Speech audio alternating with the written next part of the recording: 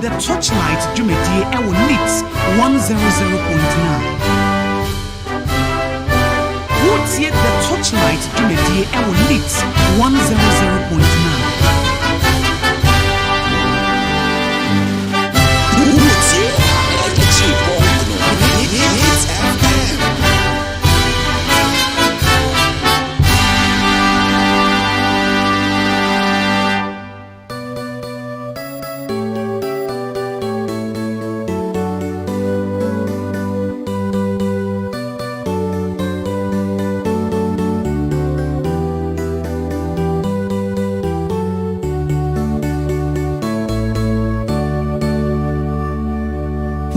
The Torchlight Jumedi Ewo Nits 100.9. Sema Jerry OSEI AGYEMAN etnasi Ewo the Torchlight Jumedi Ewo Nits 100.9. Na unim say ebuna den numre yawa den numre 7:30 biano radio so ayede.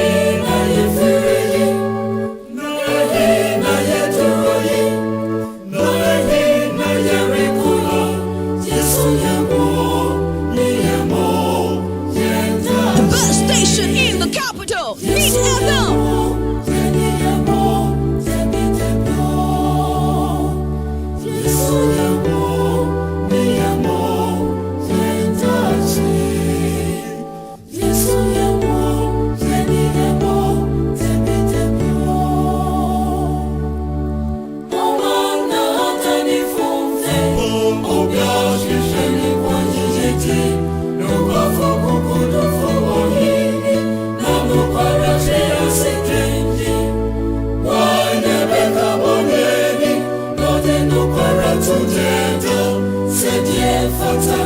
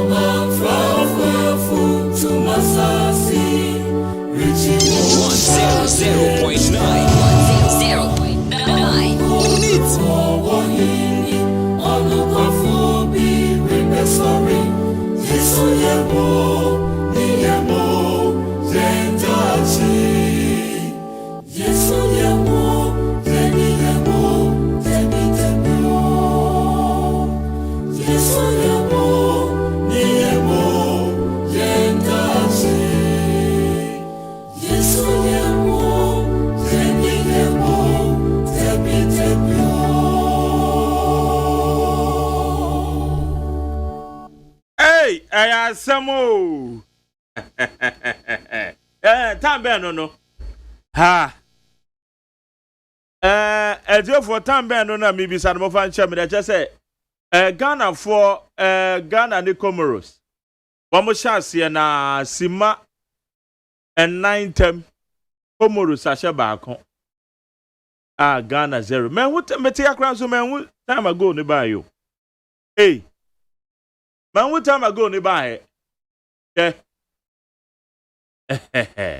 tell for me more about what me more about the bandit 100.9 you made your friend the torchlight ye the bread we benada and ya wade bia e benada ya wade bia na the torchlight ye the ebre we need 100.9 so na ye nyina yatena se ye ba bedwendwen ye ho o my Ghana munsem o my Ghana gina kono Ghana Black Stars wo mo ne eye Comoros wo mo ejina kono a ye ka se Ghana da form team ya Ghana baako je se mekura mete hei a be hye dwumadi na se se man na ntem no mehu kwan a go no fa so bae de mehu ane se abegu screen so se o ma hye baako mekura menim se yemfom so e na o ma ye se na o ma hye iti ye bom pae se ye bitima tete ne yakọ enim na ade di anon ya yeden mede de Jerry say AGYEMAN Pius Bedu Banse Naomi Obenewa wo mo de bom chidom Saran so na media said that by my Dr. Father Dixon na on the executive producer fully supported by my general manager Kennedy Asantio say kwesi aboaje na eye supervisor eti yatena se ye baba bebo ye dwuma na ye kwe ye be more updates said your goals no ebeba ye be more updates ne ye ho said ya enwama ekoso na mama go ne dia bantam dodo Ghana Black Stay wama she Ghana baako Ghana Black Stay say within 4 minutes and I yasha Ghana Black Star back home abusia enne anwumre Black Star gina kono ayada form back on yen to aso and say ye behwe ensama ekoso ewo Parliament House nam soma a Speaker of Parliament. The security details and one semaba betuja. Speaker of Parliament. In fact, the security details and one semaba betuja. Na de yebisa ne sen sam no se mo follow me na no pay na bi chirichiri mo. Se bi kana honorable Abambagwen aye speaker ada na ope military ada na ono na epe sojafoɔ mesrew ye kasai Abambagwen aye right honorable Abambagwen oye speaker of parliament aye ade a onkasai honorable Abambagwen enkasai ewo nsɛm na ekoso no ho eti mu amobon so bo na ada na ope sojafoɔ mesrew onme kasai na Oba ya no twro edekokoma chief of staff ewo Ghana Armed Forces se ohia sojafo bambo ene wo muko mu no mu provided man no eti ensamo no aba no enye se akwakwa se ye be politicize na ye de sobo obo obi a enti se ye de sobo obo no ye wo sobo obi ne ye de bebo obi a se ye de bo na ene Ghana Armed Forces woman na say yede so bono bomb because eba ne saying and abu providing ye based upon the request from the clerk of parliament or chro ede bremo say eye speaker ehia eye bambo and that day woma kwakwa withdraw media chinchina mentime no am bia se ewo ho ebia na se bisa ne yebisa no ebi wo ho a ehu hia se yebisa de ya because eye bambo munsem edema eye the number 3 gentleman of the land, the speaker of parliament. Ebane saying, and after 1 year, and who say there has been some errors via and I say procedure ye faso ede soldier for ekobo eyu obi ho ban no ye ntimi amfaso. Ebane saying, emunsem ayedeja. Nenam politicization a ye ninti. Ekwa esa amanfo to ayampia de ko eye speaker of parliament so. Asemi ba ye ni speaker Emma Bonti officially emfa bibia ma metudwa. Enka se chinchini a ohia soldier for bambo. Do obi akwa ka kire nso oto no ena speaker bi enu a ye de soldier for abo no ho ban pen. Wo ka sa asem na asem no wonni mo, wonti ase. Wonti ase no na eme ya no adbibi ba mese gullibility mu be nyan ma ka wodi e ba ya na wo so kabi wonti ase ba ya na wo kabi eno so fren eno ya de chechiro man munya dade na mu follow ye mu bi na ye nkyerɛkyerɛ made na se sa wo koka se na speaker bi enu a ye de soldier for abo no ho ban painti ade tu no no ye koma de soldier for na che se wonti ase sabio manus che sumunem na che se asam na esi no wo ye illiterate wo ho asam na abai na che se wonni ho understanding because ade no enya Abambagwen the right honorable Abambagwen no sorry no kwa appoint soldier for say momra bebo me ho ban yo officially watchro de kwa koma Ghana Armed Forces ana hwane de monka ehwane de nka ho bia na iti yenim say Ghana ha yemfa military personnel and more speaker of parliament ho ban a ene ade ntu no tworo koma omo no wo ma approve ye no mo de kokoma no say yenim say the policy for eye dumienu the policy for ye dumienu enu ti wo ohia say obenya eye military protection a ene ade ne ye tworo ye no wo mo de koma no aden enu na say ye bisa Ghana Armed Forces o aden na ye tworo de koma no. Iti weni nyina ne your questions sir. Ese se yetumi nya anu yie. Adenti ena eye yerakanda pa ne krata enimu no. Otro se speaker no ehia military protection. Na Ghana Armed Forces so ka say eye procedural error bi na akoso nti ena oma withdraw one men from the speaker. Two contradictory statements. Yemfamu dien asam ba yemu akire nhwe o man na ye kikire no ya yemu bi na mfa hu se we gina ha sade asam ne tie no saa na ye beka no sade asam ne tie no saa na ese ye ka no it wunya the better understanding of issue na edas boy upon no so na afa sa wo political spectacle la na wa hye sa political spectacle no That is the best. And you better to get the understanding of the relevant issues on board. Issues na edapono so no. So benyanti ase. Na uwi a wakwa kwasho political spectacles. And they said that you be hu ni bia rather than say wunya nyanti ase na obi aka bi nti wo so ka bi. Obi aka bi nti wo so ka bi. Enam so kra me yekoka say eye bi koka say Professor Michael Kwe ono kra no onya military protection. Nam so mo no ba be yi ano say yawe mofa na say mofa masem ma me so metimbe be dwen me ho menka ba bi ani ho e kire say minya ya na requested for military protection. Oba be kire mo say one request na which request no must be approved no mo man military protection. So dia say eti we ni gina no nsemo a eba say yetiminya the proper understanding of the issues. Na fi na yakoyenim na yehu kwan ya yebefa so ne deliberate no ne ye de aboa oman no chichiriye. Monso amoka se 11 and speaker the protection no ya withdraw no inyina so no we inyina so no we ade ti de beka se 11 and amana kwakoba sa ade ti de beka se ebia ye mafiaism bi and this for the statement about beto abonten awama caution Nanado Dankwa Akufo-Addo, commander in chief of the Ghana Armed Forces, president of the Republic of Ghana, says onim no maybe be to speaker one will be holding responsible now most of the amuken as a chere saying and the speaker and what dampan speaker no ni bambo ana oni bambo the speaker no bambo. And your man said, yes, I have one who by you.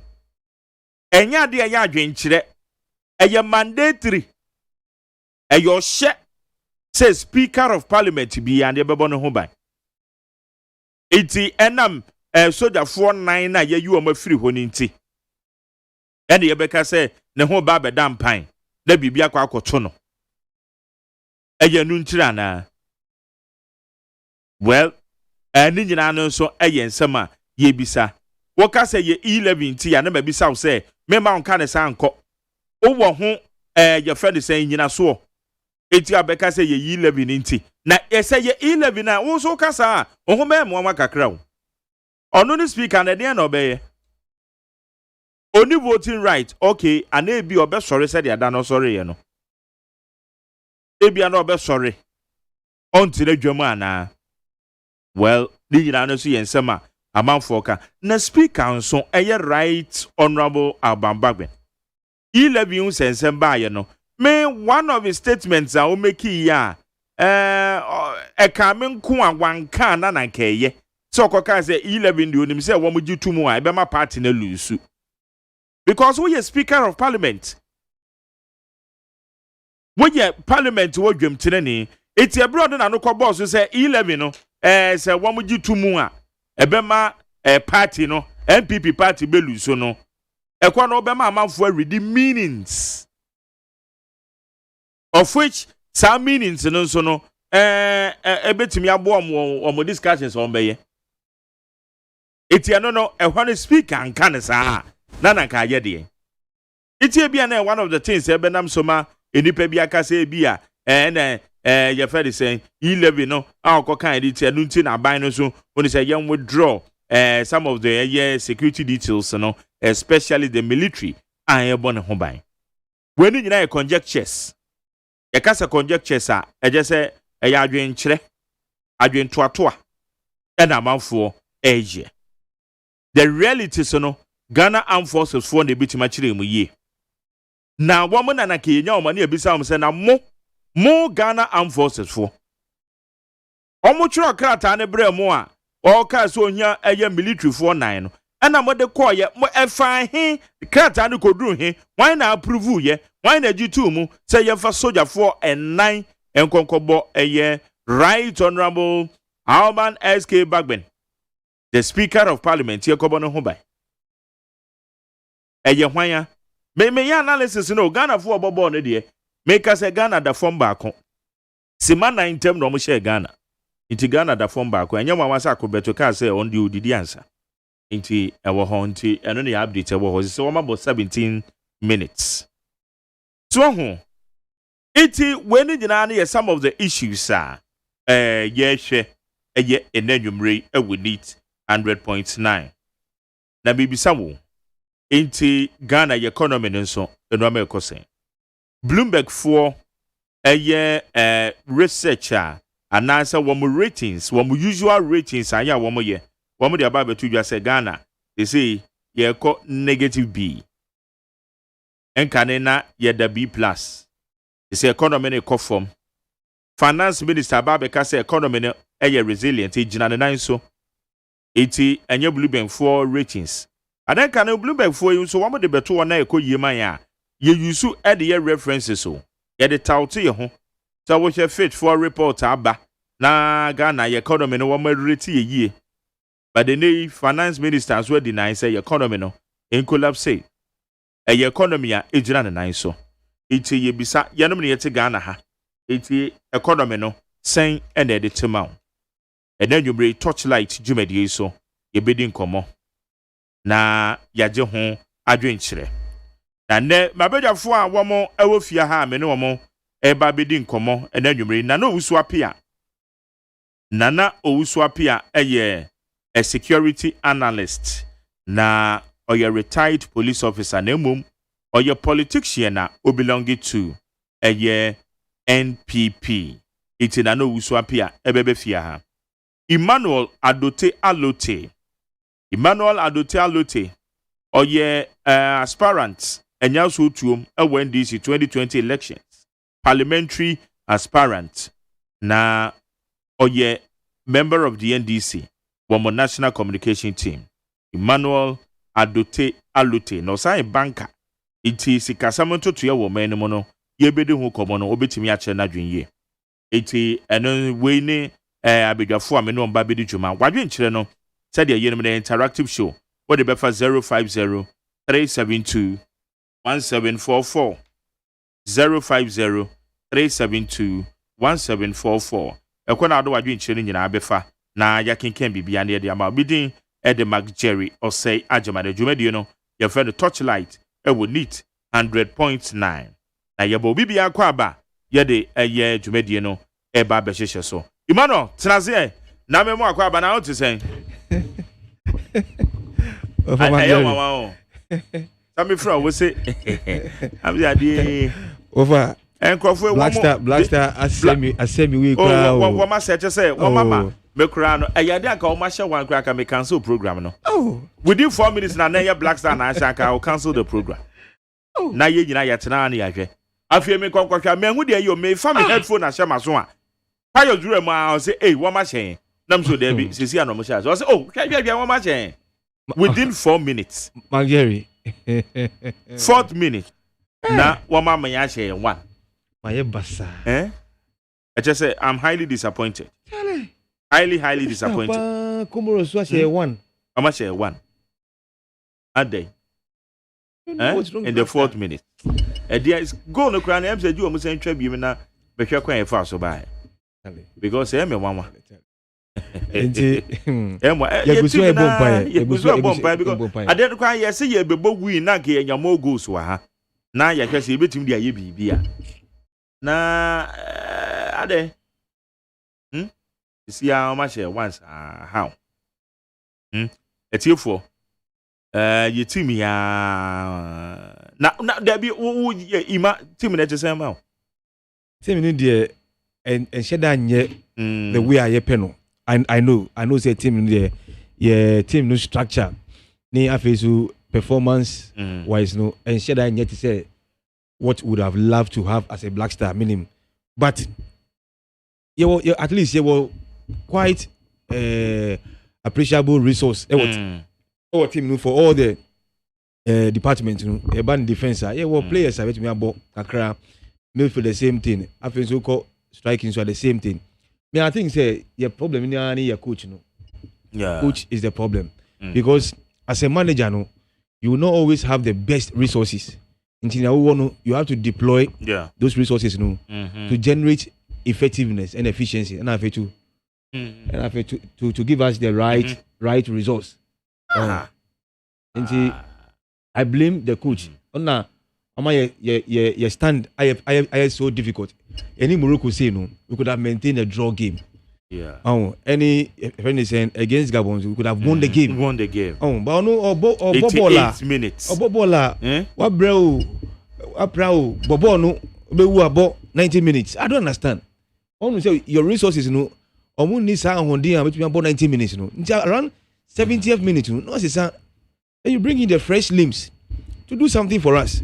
Boss anti on na tight corner no. I can say 4 points. Would have taken our time to play this game well. But your board draw wa hakra na ke dia ko 5. But no, so, we can win, but you see we are coming with pressure anti. You have be with pressure now. You make mistakes. Yeah. Because you are thinking so much. We say no other form team. On the first match, we lose. Second, we lose. It will be how are you or coffee. But because there's so much pressure, that's the reason why. You're worried. Worried. That's the main reason why far away to be frank with you, almost 79, but at least you were more than 15 minutes. More than 15 minutes. Yeah, just me bomb because if we need more goals, now we don't have to. Like here go just like you consider we here more goals. Here more goals. It's a job for mama updates na your home me that's why I bomb say at least when you 3-1 be ashe na one by my captain or red card. Hey, sir. I'm saying, did I you? BBS into one more checky baby. So no, born no, but a human being. As seminar. Bono. Born better than him. Obo. One cause or Bob Kipano. It's you say, VAR, no, check it.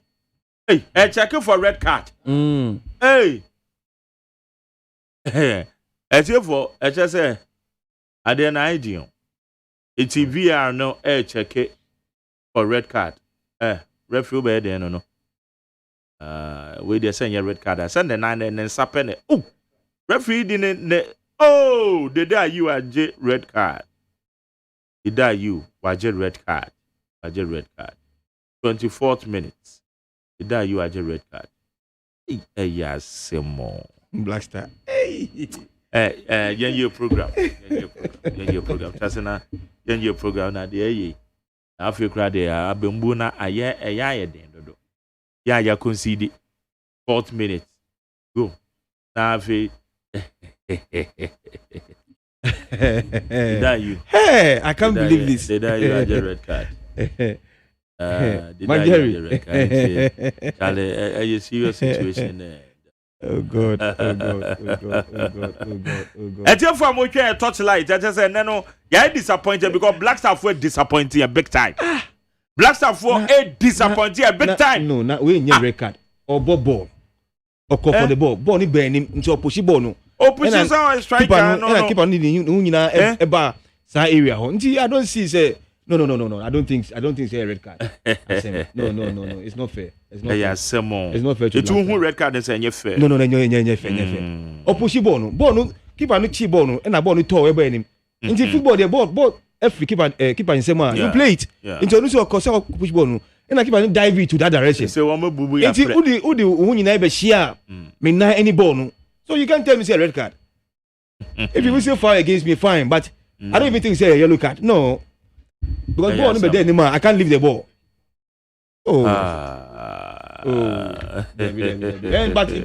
But the keeper can be injured now and no news and just say my red card. I don't think say it's fair. There's like a referee or consider I don't think say it's fair. Like a referee it's completely unfair to the come on. It's unfair. It's unfair, crowd. It's really worrying situation. A worrying. Hey. I say more. Red card at same. It's the day you OJ red card 24th minute and OJ red card no 4th minute and a woman share Ghana Black Star 1. Now I was sure a seminar ayedin. Someone I didn't. For message in the 5050372 Yeah. Say me see me dream black star in same one. Yentim Yenkoso. For so good. Ghana high ye wo if anything ye governance structure no ye wo the executive, parliament, judiciary and the fourth realm more journalists no. Now parliament is very key because here system is hybrid system into the executives and the parliament no omo crime no very key and a parliament too and so ejuma no oversight responsibility then be ya bibia e koso no e be koso yi e dia ma Ghana na ye wo opinion other parliament no ono say number 3 in Ghana na ona ye honorable right honorable speaker Babin. Yeah. Now, I believe say the executive will give security protection to the president. I think say it's in order say the other leaders for the arms of government leadership. That I mean it's in order. There were security for the judicial leadership and the parliamentary leadership as well. It's okay, but Naomi say time I found Ora Bagwin as speaker no per the structure no is supposed to have a security detail. Say na okay no and you say open like open but that is the law. Yeah. And that's the structure. Say he has to get a security, in place. And I feel say Marshal in parliament who is in charge of parliamentary security. Until now, so security for the MPs, security for even Parliament House cry is an tight security. Main gate was security. All the gates was security. Parliament floor cry was security. And the speaker council security. And she said it's say on police ni military to guard him per ni function. No, I don't understand. Say omuri krata eko the Ghana Armed Forces say and you have 4 military guys to add to the police details for the speaker no. The right way because according to the letter no, it's procedural error. Yeah. So that is where I don't get the whole thing. Oh, now yes sir, you open up the space for political football. Yeah, because you are not giving us the clue. Because if Marshal in the Parliament House for security for the speaker, now say I think say we need 4 military guys to add to the police to give protection for the speaker now. What is the procedure? I don't know after 1 year no, you see there's some procedural error. And then the year until we are resolving them. Resolving the you see, when you open up and when they say no, we will think about foul play in this case because currently no are buying in second term no omu brepa na obra omu bre no because of the niamo omu kan no omu kan be so many promises niama sebi inflation new mu kan nyina na they can't do anything so omu you see any means anyhow just to govern and obi biara I'm like way no they'll clear you what you said they'll clear you on the way we are when this is we believe they are trying to compromise with the security of the speaker that's all and it's suicidal for the country because NDC phones to NDC the moon speaker sema NDC speaker sem and I believe say Ghanaians also speaker sem engineer Ghanaians to no omu to above for hang parliament omu who majority and minority time bia ruling government majority no say na yebo man in parliament omu who bebo ana maje na omu say no for us to have full benefit of sika say to govern this country no let's give Ghanaians hang parliament and a hang parliament so nyamia dom MIA speaker for the other side, the NDC group side. So, sir, if you stand on our way, we clear you know. It will not work. Seriously. It will not work. And me, I think, say, Who is say BB woman? Oh, my J. Said the I'm national chairman and we are Baba. I didn't know because military for Betimia ye bomb to take action be na later and one more revise here and say this action here you take. Don't forget, said there has been a procedure. Security details, they have been with him for 1 year, Maggie. I understand. And he said, say it's wrong procedure. Now say, Ebia, you find it's a wrong procedure. It could be say, okay, nti yedi in Crawford, say be omunu proper training, ekoye. And something had happened to the speaker and his household, and in the office, you know, what are you going to say? What you say? Nti, I don't think say it's just about that. Bibi but like if they are going to play this political football game with this, you know, because BBC on the speaker now, it will be serious in this country. They should understand, say, country here, you have 30.8 million Ghanaians. Now, if you vote, I buy, you know. It's about half. ABC. Because I don't think, say, I don't think, say, look at the whole military setup. You have Chief of Army Staff, Chief of Naval Staff, Chief of, Air Staff. Overall, but CDS. You want to from what name their vast experience. As I say, Marshal and as Parliament has requested for military, for to attack to police. Say they will give protection to the speaker now. You bring people and you do it wrongly, according to your own letter. No, they say you are ignoring them. No, I don't. No. I think say it's there is more to reach, Maggie. There is more to reach. There is more to reach because security has been they grow. Or what? Yeah. So about 12 police personnel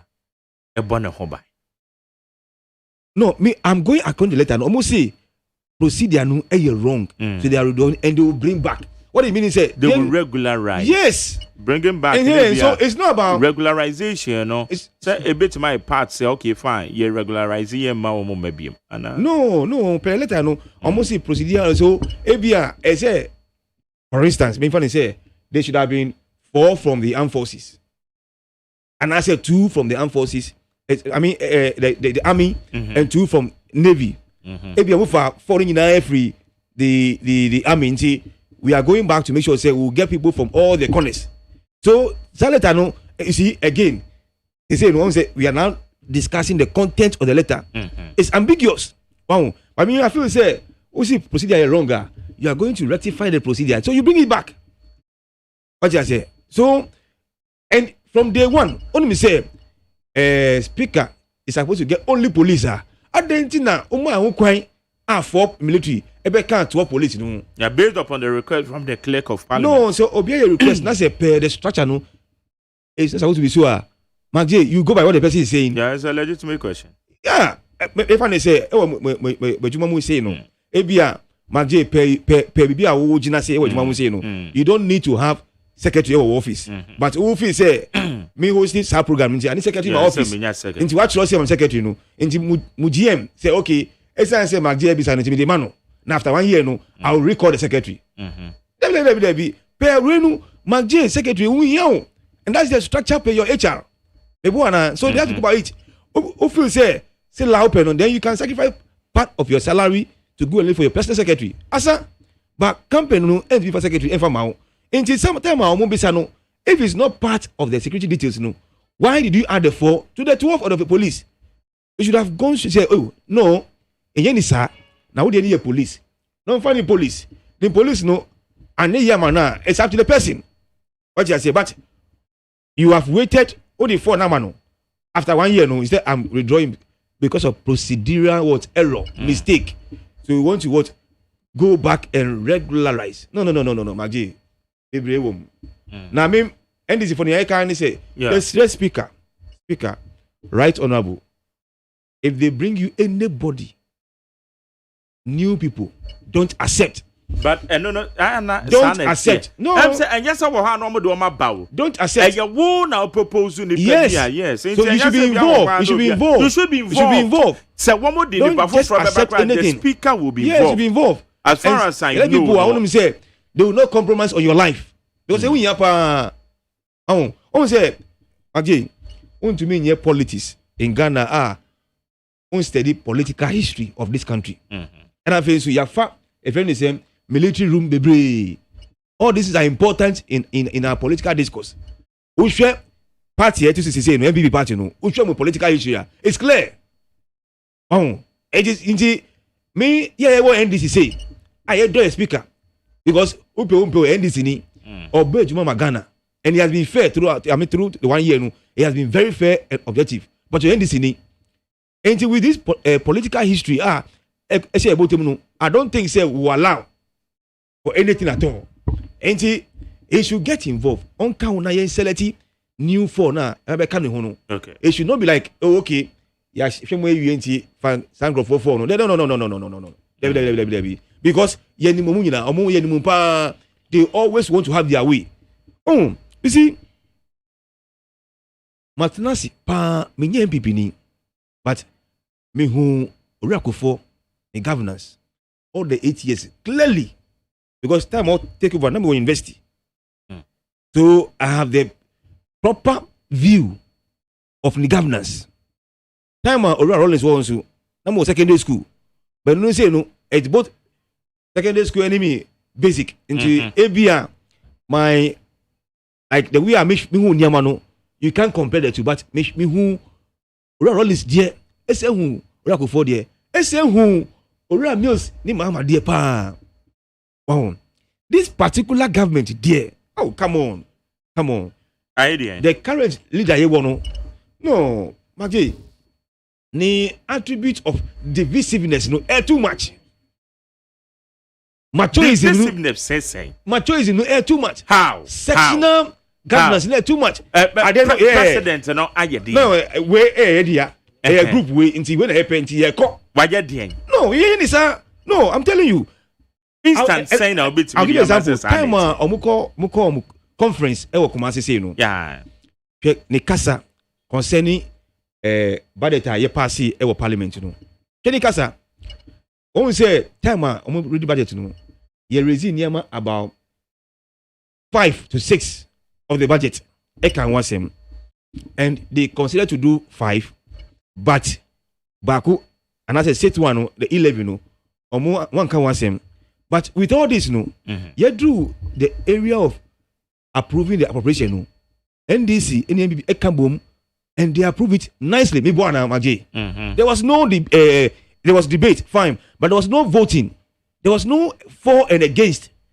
And I can say, Niakano, the finance minister should go and rectify San in Sensemina. Nothing so on character concerning the 11 so Embra. Enti everywhere near your president Ekan Okumasi. I want to thank the MPs in Parliament for approving the budget. Can you imagine? There was no argument over the approval. Upon a back and forth, all the issues there was no argument about the appropriation. Yeah. Complete. Yeah. Both sides. So, as a leader, as a father, do you have to go and stay there and say, I am thanking the MPs? You see, the sectionalism and division is too much from this leader. And yet, and I feel so say, meeting noise be say, we don't have majority in Parliament. Let me tell you, you are the majority in Parliament. Can you imagine? But they formed the majority caucus. Please, they don't have it. 137 MPs, 137 NDC MPs, and one independent. Per rules, no, he can decide to work with them in business, but it's not part of them. It's clear. Per your rules, no, we have majority. Now, I see concerning this budget up and down, back and forth, no. As a father, as a leader, no, do you have to go and say this? Okay, sir? So go back and pass the e-levy. I think it's wrong. Seriously. And this posture, across one time, 169 against 106, no. I mean, video nearby in Parliament concerning Alaji Muntaka and the former Speaker Okui. Alaji Kasakra, no. One shade imbo. Tell Nipa. We have the majority, yeah. So we'll do what we like. Yeah, first time, boy, man. Last time we can say, they quite election, a competition. In the whole day, science and math quiz. I want to be first. You want to be first. In the yeah, necessary country initial with same who govern country now. It is no more national science and math quiz say made first. No, because governance, a lot of things go. You need everything. Wow, because you are bringing policies. It will change and have impact on the lives of the people. They are well-fed, well-being. Okay. So you don't go with that poster say, everything have to be first. Everything have to lead. No. When it comes to the governance side, no, you don't do that. You need everybody, every idea. A mosque, can be govern to make sure say policy will have impact on the welfare of the people. But I need to say, where the science and math quiz have to be first. Have to have my way. These things, it's feeding into all these things. And Obi Biaro Jemmy, me, I'll let that person. That is how we feel. Oh, that is how we feel because which means your letter, every request from military to support the security details of a speaker. Now say who grantee 4. Now say after 1 year, they say I'm withdrawing because there was some procedural issue. It speaks volume. Mame Kai, Krata from Global Intelligence and Security Analysis Center. Civil society group and as an organization now. In fact, about Bambo Munsema, one would do more tintamai, and then on the by dated 18th January 2022. Na many were taught to one sama call a year director Nagasaho. Also, National Security Ministry must reshape and strengthen its public communication skills. Global Intelligence and Security Analysis Center has observed with great concern and shock the public discourse about the withdrawal of some military personnel who were attached to the office of Ghana Speaker of Parliament. We noticed that the Military High Command on the 11th of January 2022 sent a letter to the Speaker of Parliament informing him about official withdrawal of the 4 military personnel who were not properly attached to his office. That they, the military, were in the process of regularizing the attachment to the office of the Speaker of Parliament. It was noted that the said letter, which was for the purpose of communication between the office of the Speaker of Parliament and the military, was leaked to the public domain. Subsequent to the letter from the military, we also noticed that the National Security Minister released a statement to clarify the doubt whether or not the security personnel of the Speaker of Parliament have been withdrawn entirely. It was stated that it is only the military who were attached to the security detail. It was stated that it is only the military who were attached to the security detail of the Speaker of Parliament that were withdrawn, but the police are fully resourced to provide adequate protection for the Speaker of Parliament, that the military do not form part of the security details of the Speaker of Parliament. We first of all wish to state that the public and the Parliament, the legislature, must condemn the leakage of the said letter to the public domain and call for thorough investigations to unravel the perpetrator of the act and bring such person to book, since the act constitutes divulging of confidential information to the public. We further observed that there was inconsistency and contradiction between the military and the National Security Ministry in their respective communication to the public on the subject matter. Whilst the military sought to state that proper procedure would be followed to regularize the military attachment to the security detail of the Speaker of Parliament, the Ministry of National Security stated that the military do not form part of the security detail of the Speaker of Parliament. Omadwe said the Anamesomi Eugene.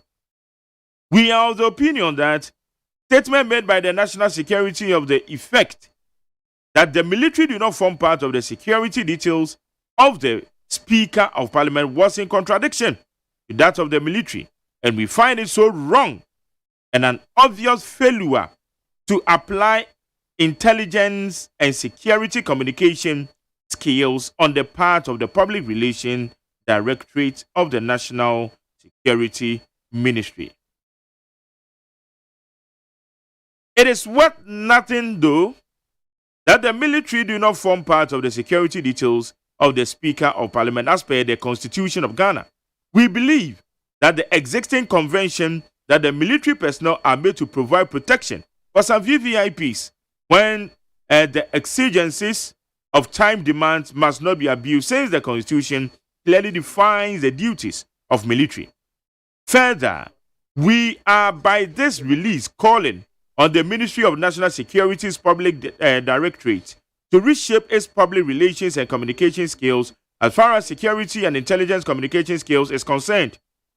We also wish to state that the political twist of the security of the Speaker of Parliament is unnecessary and must be seized for sanity to prevail. Whilst we acknowledge that it is the duty of the police to provide adequate protection for the Speaker of Parliament, we would like to entreat the office of the Speaker of Parliament and the Military High Command, together with the National Security Ministry, to resolve the situation in the spirit of oneness to ensure peace and sound protection of the Speaker of Parliament. Signed, Samuel Nana Ogusuapia, Executive Director, Global Intelligence and Security Analysis Center, Gaisak. Onena Yeneno, Edi in common. Your thoughts on this statement? Emmanuel. Now, I'm say near group na ekano. It's in line with Niama Bibria. You know, say ekano. Yeah. I mean, the doubts surrounding Sa in Krata and I said that decision it's too much. It's too much. And I think say they should come back and then explain to Ghanaians proper. It's too much. Otherwise, they leave they leave the floor for the political football. I mean, we'll read so many minutes into it. And I think so I can say the BBC in the area of the speaker and I say the officer, they'll be blamed. Okay. They'll be blamed because you can't take that decision after 1 year.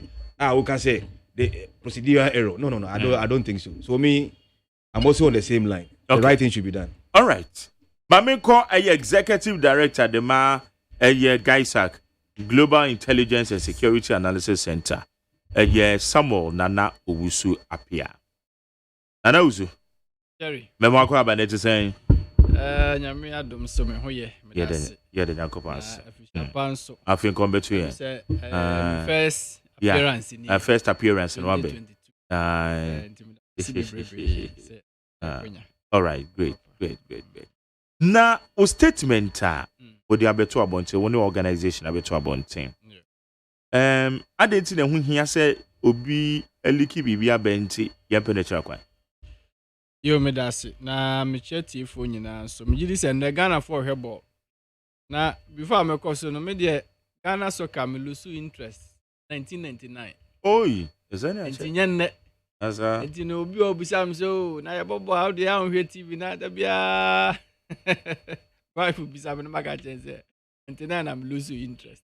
Na unim nke be fasi ebetima hye na nso de aduru no nyame ba mu eye na edi nkunimdie aba na Ghana fo nyina no nka ye ne atimi age nti ye koso a hye omodin ebo mpaye ta omochi so omuntimi enya nea ese omoye na nimunyam mbra Majari medasi bebrebe na yenti a Global Intelligence and Security Analysis Center ISAC ye dey release ababontin ene se asemo a ekoso no the Right Honorable Speaker of Parliament Owura Kingsford Sumana Gbawin ni bimbo ehon hyehyeye so qualify for military so unqualified for military etisen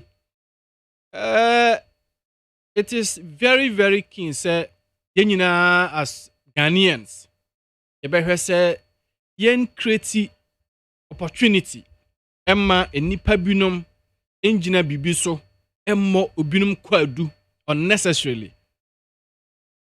The enti ameka sa ne se yewura yenim se ne security details. Some of us we got to know say military for eka ne ho.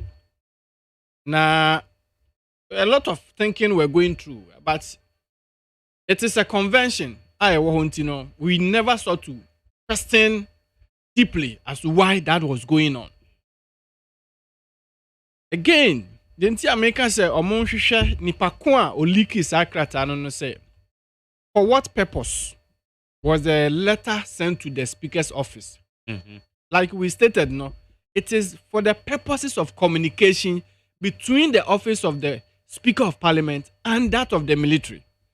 Enti sakrata ne ba yempo and I will find bribi e wo ho say it's not in line with your expectation. I mean, the military high command is still available. You could walk to them, write back to them, or respond to them. Nebisa womo what you think you should ask them. But for you to leak the document to the public, eno na a generate sansem nyina na menu mienu ye ka ho asem. Ebra Speaker of Parliament at the request to command military say omomboa no ne ban bomu na omfa military personnel emler no. But Jerry menu mienu ye hu krata bia. The military treated it as something confidential. Yeah. Until sansem ya betodwa no. And kamenu mienu, do we have privilege to that? No. Because in the security and intelligence management system, there is something we call the need to know. Do the public really need to know that Asraf for Miensa and able Speaker of Parliament in Hombine? And now say soldier for a friend say police for a do a numinsian the body Hombine. No, yeah, it is not for our consumption. All we need to do is that we know the man is being protected and he's secured. In the same vein, the President of the Republic, the Commander-in-Chief of the Ghana Armed Forces, we do not need to discuss into details what constitutes his security. The moment you do that, you are creating and giving him out in a lot of dimensions. Just the same thing applies to the Vice President. Sometimes some of us that we are closer, we look at some things and we realize if it is not right, we quickly not prompt the authority. Yeah. That is how we manage security of VVIPs. Media meaning me background when it comes to some of these things, I speak with it with the fact and the correctness that it deserves. Into a leaky document, for what purpose? Into a leaky document na a generated answer. Then again, the question is military for no so mo say more regularize it. There's no problem. I mean, I know, said this is how it is done. But if there were errors, there was mistake. Say bia, microphone no yamfa clear and answer appropriate procedure na eba ya. Who committed the blunder? Do you get the point? Yeah. And internally, and the military as an institution, what are you doing about the person who sanctioned that request? Yeah. What basis that was used to sanction the request? Because we know that the military can only be dispatched when the commander-in-chief of the Ghana Armed Forces, the president has sanctioned it through the defense ministry or defense minister. Majority has here. And so will be the request by say military protection and now police protection. And that the normal circumstances, we do what we call stress assessment and evaluation. Did the military intelligence unit conduct or do stress assessment and evaluation upon the request before Oya Kunka say Nipa 4 and then Kobo Papa Nehoban together with the police? If they didn't do that stress assessment and they just allowed the people to go and now coming to tell the public, say it was an error. I mean, it's a big disappointment to the country and it's a big disappointment to the president who is in charge. And some of us should not sit down to allow some of these blunders. And people will have the opportunity to now be attacking the president and punching him. Because I say, I say, you say president, Obviously.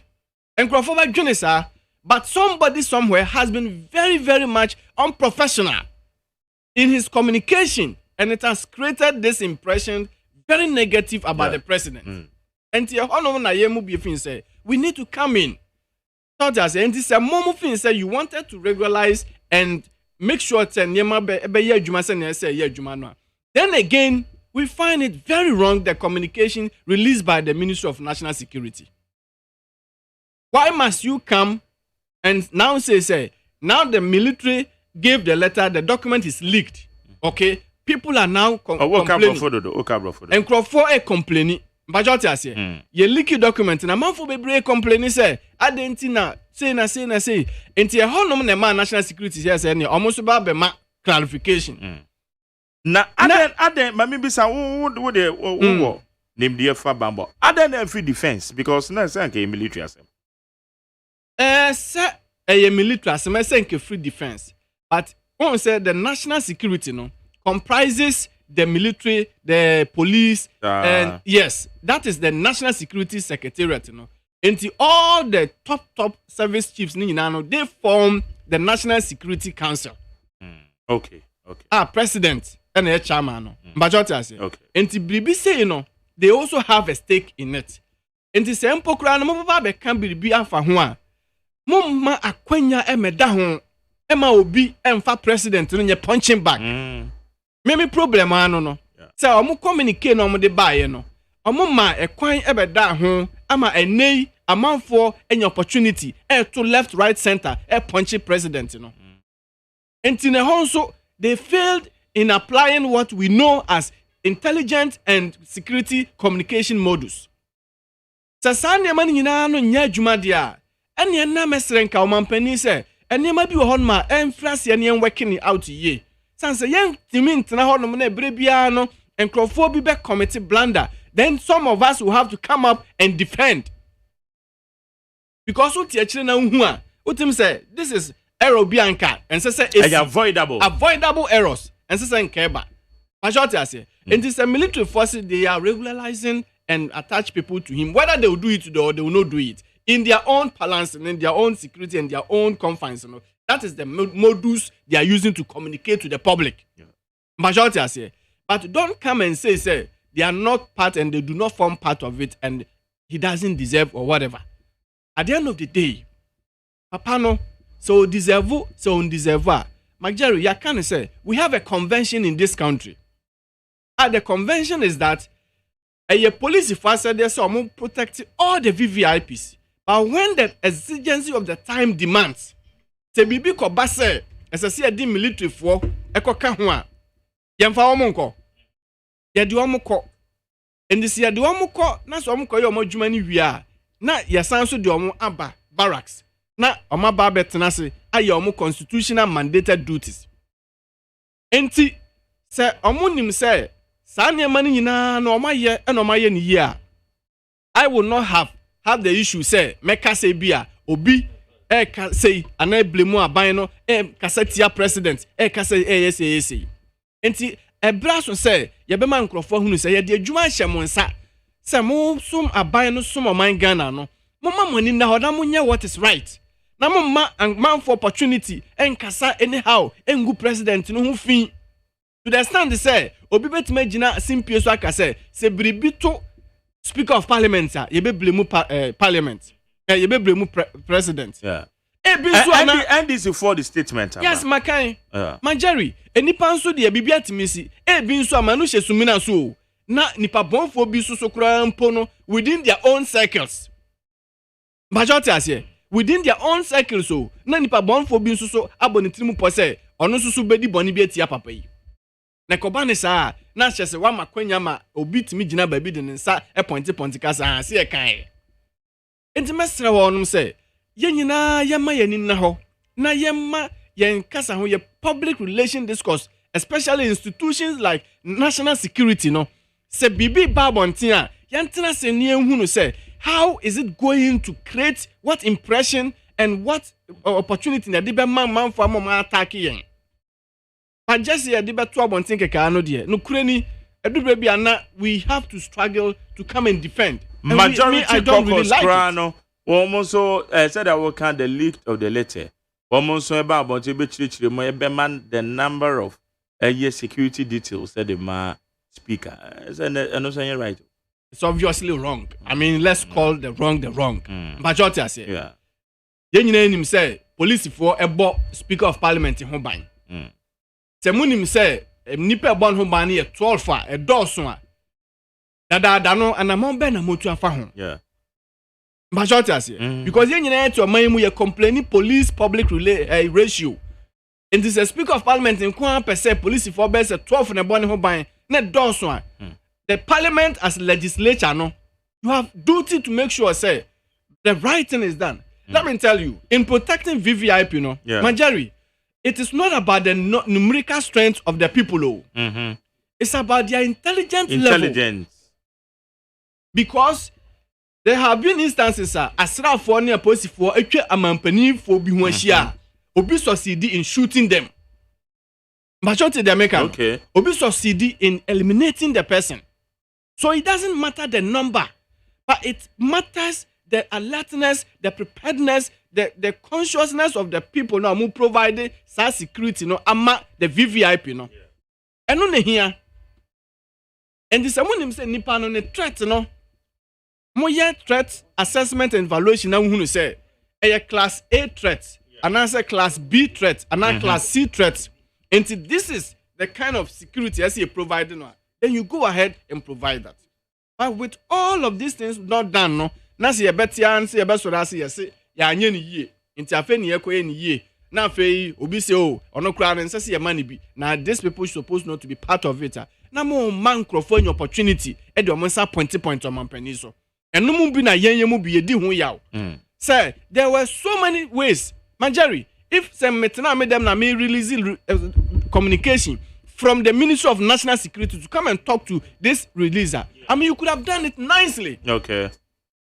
Thought as here. Na se hempo kura ni bibi wo ho no mo a, it should be able to cover it in a nice way. If we ask no and answer mine yin na ebeti as say oh, bibi boni bi anya debe. Eni. Entin ka efe. Oh, ampa at the time my papa ne ba office no, what the request to see a man in military. Ya the military ne call ye. Ya yet stress assessment ni bibi awie 1 year down the line. Ya hunu say now, no, we should hand his security and everything over to the police. And we have resourced them very well. And the police are capable to protect him. So the sa communicate with Babontia. Nasi obibe ready malice, any mischievous interpretation into it. That's all no ankasano, it's a one. Okay. And to me, dear master one. Yeah, famudie. But young can who say, a biano. Any man penino, ewa sudie, adabia no hwe se, obi a odnet na baabi bia no amana kwanya se onsom oman no. Ono so nya ne famudie na obi amfa ne nsa antenetene sabio man penino so anyhow. No one can say me bu animtia. Because I say yeah kan ye nipa bia adwen se bia yewura bambagwen. Ile bi okoka ho nsem no na kwakọba ne se ekwa bi adwen eye omo se waye tintintiniti. Awo Ghana mrahye be de fie ho. Eni nti na kwakọba ne sa. Well, no can who be any na omo your assessment, but so unim sa papa no agbamba speaker of parliament no e be free titi nyina no he has been obia he appear to be what he's doing. And he doesn't just give in for influence. Na papa no what free titi but what I say me ba me te say na me nua can be say aban no is struggling obi bia obeye stumbling block bia no aban no be yi na firi honom opasses are commenting on me feel say obe correct no because it is very wrong aban no nyanhyehyɛ bia nwene bibia say obi eye stumbling block intino aban no ebe yi oya afiri honom there's nothing e bin see that as in what aban be you afiri so obe mo akofie anasa aban be you afiri so obe je nkwa afiri nsem anasa de these are the things intia yemu bi ye worried say sa niema we num ne ade ba abonten a emma amanfo akonya no mo attack aban no ne president no unduly so hono enti basa no a now we have to stand our grounds to make sure say some misinformation be no we try say be correct no be correct our impression no enti the absurdity surrounding speaker of parliament no ne sa kind of conjecture say na we can no speculation no e dosun dodo e dosun ti Ghana fo njai It's as a result of the wrong communication that came from the military and the national security. If it has been in line, thought as here and professionally done, many uncle be any one more better than baby. Ababeka say na say. So on intino mestre yebra kanda pass obi a odi asa adwuma na hye nsa. If there is indeed a public directory unit, then ye hwe ne ye say your communication ye nyina complain say we are doing good job, but communication no aya anya de be emwa nkrofo me raise concerns. But much as we try to make sure say you be streamline in your man, majele do baby ana amanfo bi nso so fin say they have to do what they think they have to do, and it's not the best. It is outwardly not the best. Intimesre say yemu bia kase ye be kasa na ye ne ese ye nyina de ma ban no ye de ese de be ye mpachot ase. Okay, meti hai me ye adwuma as individual person, as a private person. Yeah, but do baby a me de me resource baby asem wura bia na mawura na makoye bibi di aboa aban no interest. But there are people on multi officer by na ma appointment adwuma yeso mo ye de boa aban no ema niema toto ye ni nimdi yeso mo de boa no, they are being too lekedesika eno na mpanifo bi kokan mo so mo kasa dodo. But it is high time we need to speak. My Jerry. Anya sa ye no ye private business no abekwati anya kwati aban no ne party ni nyina. So ahunu entimesre say ye di nkan kan say omu nyina hwe say papa no ban bon hyehyeye no omu ma no ono nsusu no onye moderate because there's no threat around say obi baye ni bibi majority dem mention no onye moderate. I mean, how come say ukuta police for 12 now fe there was answer military for so 4 emeka ho. I mean, you're almost like the president kura ampo no Majeri police for umujana in chebo no ban. I think they are just 3 or 4 minimum. But okay. Then the military and the civil people now, close protection now, and we should not exaggerate it. And yura, right honorable Speaker of Parliament, he should also be moderate. Now media and penninfono mo asudi. The VVIP protection job Majeri, smartness. Adwene ha da ho ene sawoti adwuma na wo ye nase. Your ability to detect threats, assess threats, evaluate threats, and neutralize threats. And na chere say you are able to protect VVIP. Na say sa man nyina ni ho na say ye de dom na di nipa na chi hwi. And na meeting na akomi o program so we say anane Speaker of Parliament ba Peace FM na nipa mako police for do ene di na chi a owura hakro be da ewura. So hono enti sa niema no nyina no it is too exaggerating. Ehwan ya na ebe ye ni biribi. NDC fonso nya abotre. So na meetie obi say ebra yeso ni in as Speaker of Parliament no a man for started raising concern say he should beef up his security, he should do this and he should do this. Masa, yeso utrimu fanya ntiam wanku. Meboa. If you want to do just, I mean, what is it? Why na be share ko betina kukuwa mu say, "Am kan no krebi nchiraw." As a Speaker of Parliament, no be bedi ni boni a. Majari, on me fra bontin ma o. If they are failing to understand, be internal. This is what the people should understand, and they should know. If they don't have any idea, they should come. They will give them free consultation. So be ye ni bribia, en fra bontin. And you know the people that he trusts and they work around him, no. Omune mo nkrofo ombetimi ahame papa no. Na momanya bontin suni, enye opponent.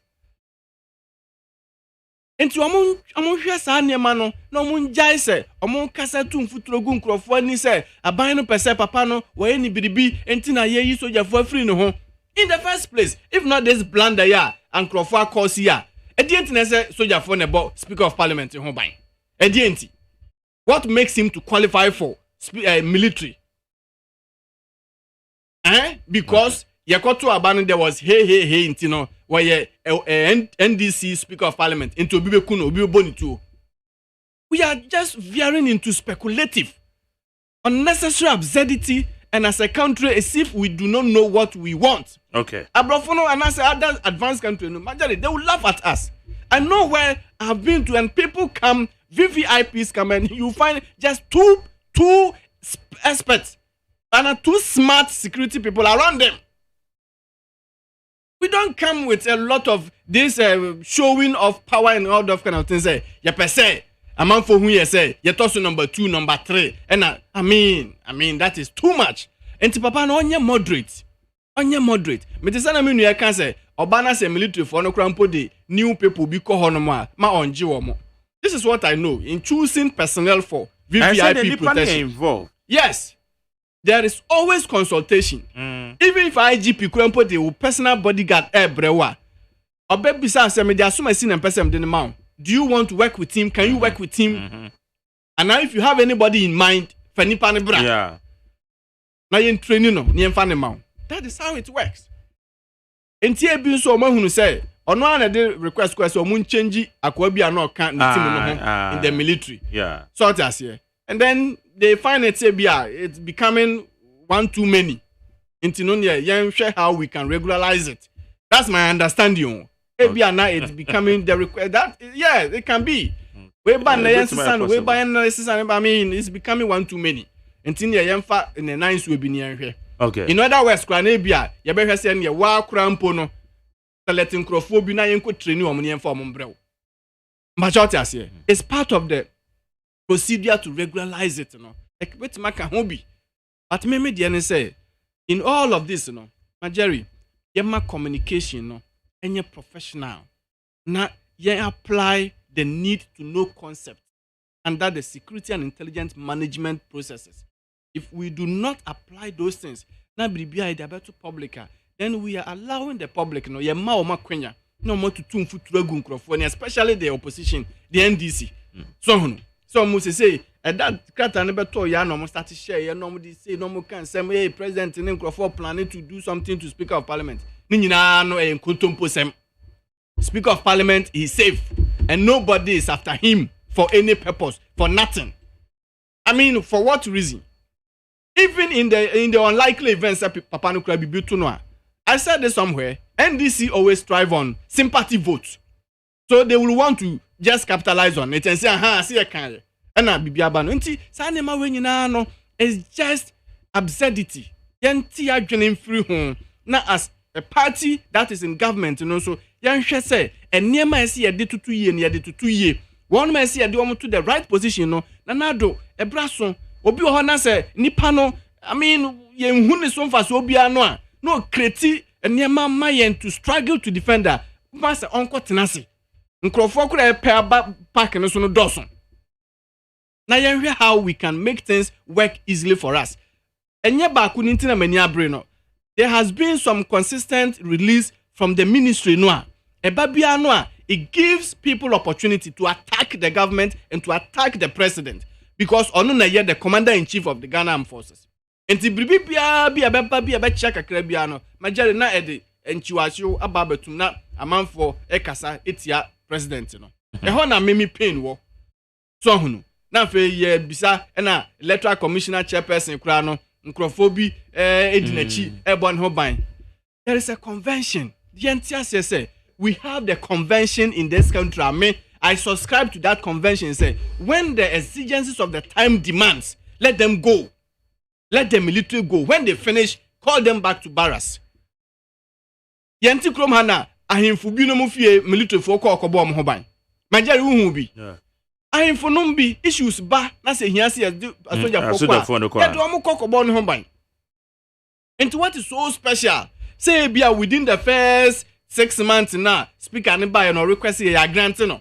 Afi ya ye due diligence, ya nhwehwemu, ya bibia wie. Threat ne hwan nyina no has been neutralized. Enti nipa na fe there, it is the duty of the police. They should continue from there. This is very simple and straightforward.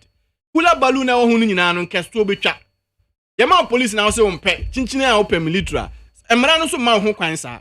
The police are supposed to protect you. The high GP will make sure say while resourcing the adequate tools. Ama police for say omo fa me bo ho ban. Asa na ye nyai say ye ka say na hwan na say na afi akwese chinchini apapa no obi pese se bio ase sebe mpreduasa ye de niti ko to table so kura na atwa. And that is not possible. That is virtually, I mean, it's not possible. One nam hono se onya abofra. Party no so womu no so no, mpanimfo nso so ewomu. And the question is, don't they communicate among themselves? Enti ye besre, Majeri, mesre, etiefo ni Ghana fo ni mpanimfo say, Speaker of Parliament no, obia anye ni hu. Ese no afa plane akọ Dubai so okoye health review no. Okwa akohwese ne na pomoden ho ne status esitie. Ede be biu na aka. Oba ne ban born hihye ni bibia no is intact. Yewura makokwe o sitama no nam hokra na police form yen sape na odi omonam. I mean, uhia omo bebire odi omo yeden. Just to make sure they say baby abeku bi omo doso. Woni mame kan se mo ntwa to. Majeri. Yes sir. Woni say dispatch rider bako. Yeah. And no this Speaker of Parliament. No this Speaker of Parliament chino. Are you listening? Because dispatch rider Ghana Blaster for the see do omochia. Odi sana baba say so wama show mu too. Forget about the blaster. Ya blasters too. You say enugwase na nya ba wi. Aba wi on baba fi ochina nti dem hunya. Majari. Dispatch rider no odi yewura Speaker of Parliament echi. Otwi moto free ha. Efa form ekoya kodu bolga wo se hin. Eko nya car accident. Eno wuye. Majority say. Okay. There me person me kire ni say, why can't we implement a system? Say speaker no or kwa obefa plane. Abra want ticket mo obefa plane free ha akosi Tamale. From Tamale to Bolga na walk on. There is police dispatch rider station in Tamale region. Majority say. Okay. Enti ne cars ni betimi free hanom akodu Tamale. Omudu honma the police dispatch rider where's the Speaker of Parliament is presence. The dispatch rider should take over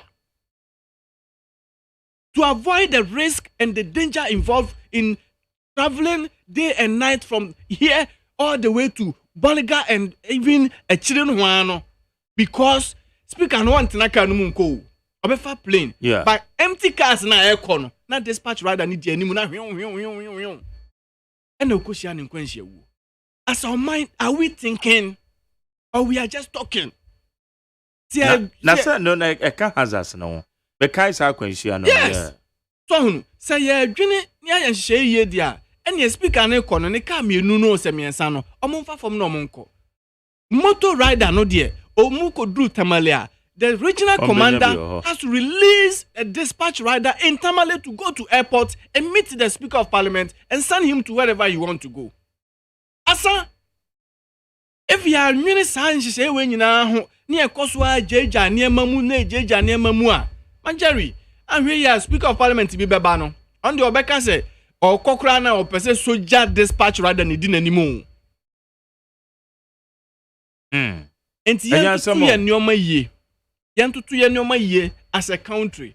Na yen say yen jeja niema mu emma sabie ye as ye nim dia ye yo na echena we akase ade echena we akase na we akase na we akase. Enyefe. Okay. Enyefe kra. Nti ya dey say release na dia ban. Yes, Ministry of National Security say they should shape the communication, department, if indeed they have. If they don't have, so release the babon tia. Omo nya niema ye. No ma Yanfa bullet no ama ya tamfo na mama shoot yen. Okay. Say and it look like say ya the bullet na ma omo de shoot yen left right center. Majority say. Okay. All right. How you need 100.9 Ghana Black Stars. One more form 2 goals. I there. Oh my god.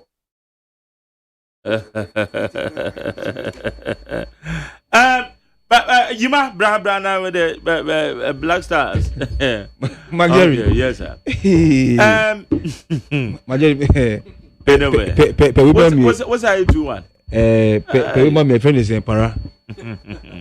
Tipa Yonkwa. Tipa Yonkwa. Ghana Black Stars. Tipa Yonkwa. And Yukuyawa. Mumpe para bi na niye kosuno amafa jabe amafa como nos pa be se Ghana there no yes Majeri anyway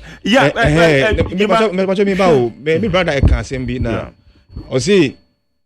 Make Eddie fast some say baby speak an baby. You see, young family are echoes say no. Why would you say letter now eba out no? Yeah. It's not in the good taste.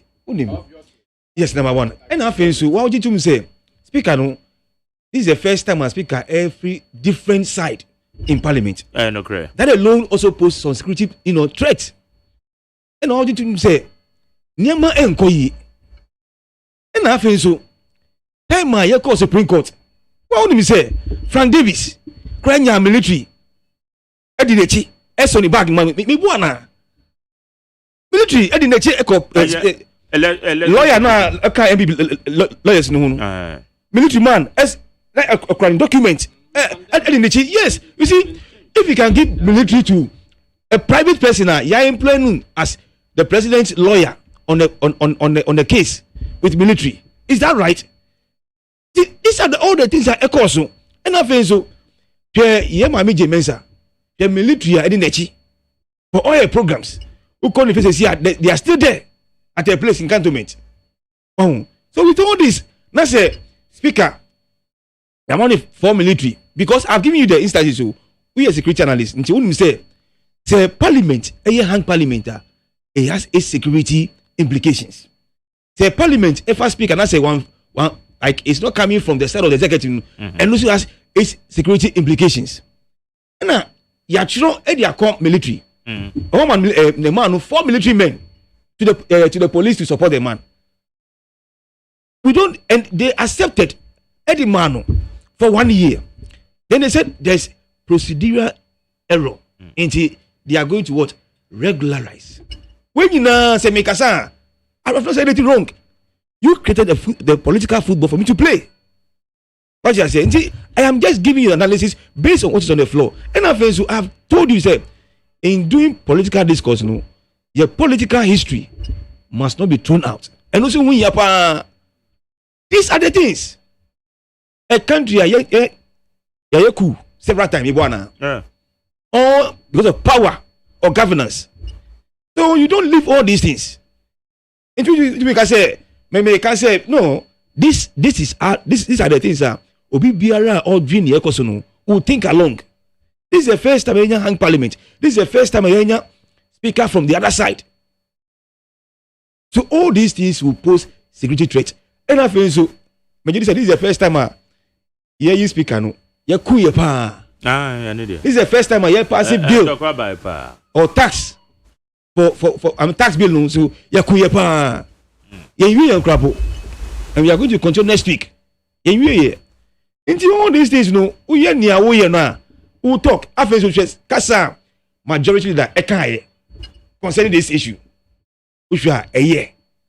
And he said, me to us NDC man, that's a me we are. Why do you blame me? We draw influence from basic analysis. Udi baku come in home. Udi mesa come back home. We are. Then you conclude. And it's clear on the table. Mark Jerry, it's on the table. Okay. Oh. So you can't blame NDC, you can't blame me. If you open the game like this, and I say, who the ball to mebo, as a political, footballer, mebo, what you say. So these are the things I'm more here, and I give you all the instances. If you can give military to president in lawyer, or court on his behalf to hold this share or clan in far in the back, you demean the police, the military this way. And when it comes to speak idea, you say we should. You see, NDC teach you my raise concern say aben you buy quite of us use a military no. And I'm the quamas or abuse a military no. And now it is a maybe a aben who say and I say what much a young analysis now say there be young withdraw. Military personnel like one more be a speaker and was about this. I just say, Yamoka and Anna by name. Mark Jerry, military is the wrong way. And that's the reason why the speaker military must even be beef up more. Because yet, yeah, too about Parliament. Military to me run Parliament. And also, they didn't go to the MBB side. This side. You saw the video. So this one shows that you need to protect the speaker. Oh, man Jerry. No, the video is there. No. One more copia. No. Military. Fine. My point is that military, including Sam George. Yo, for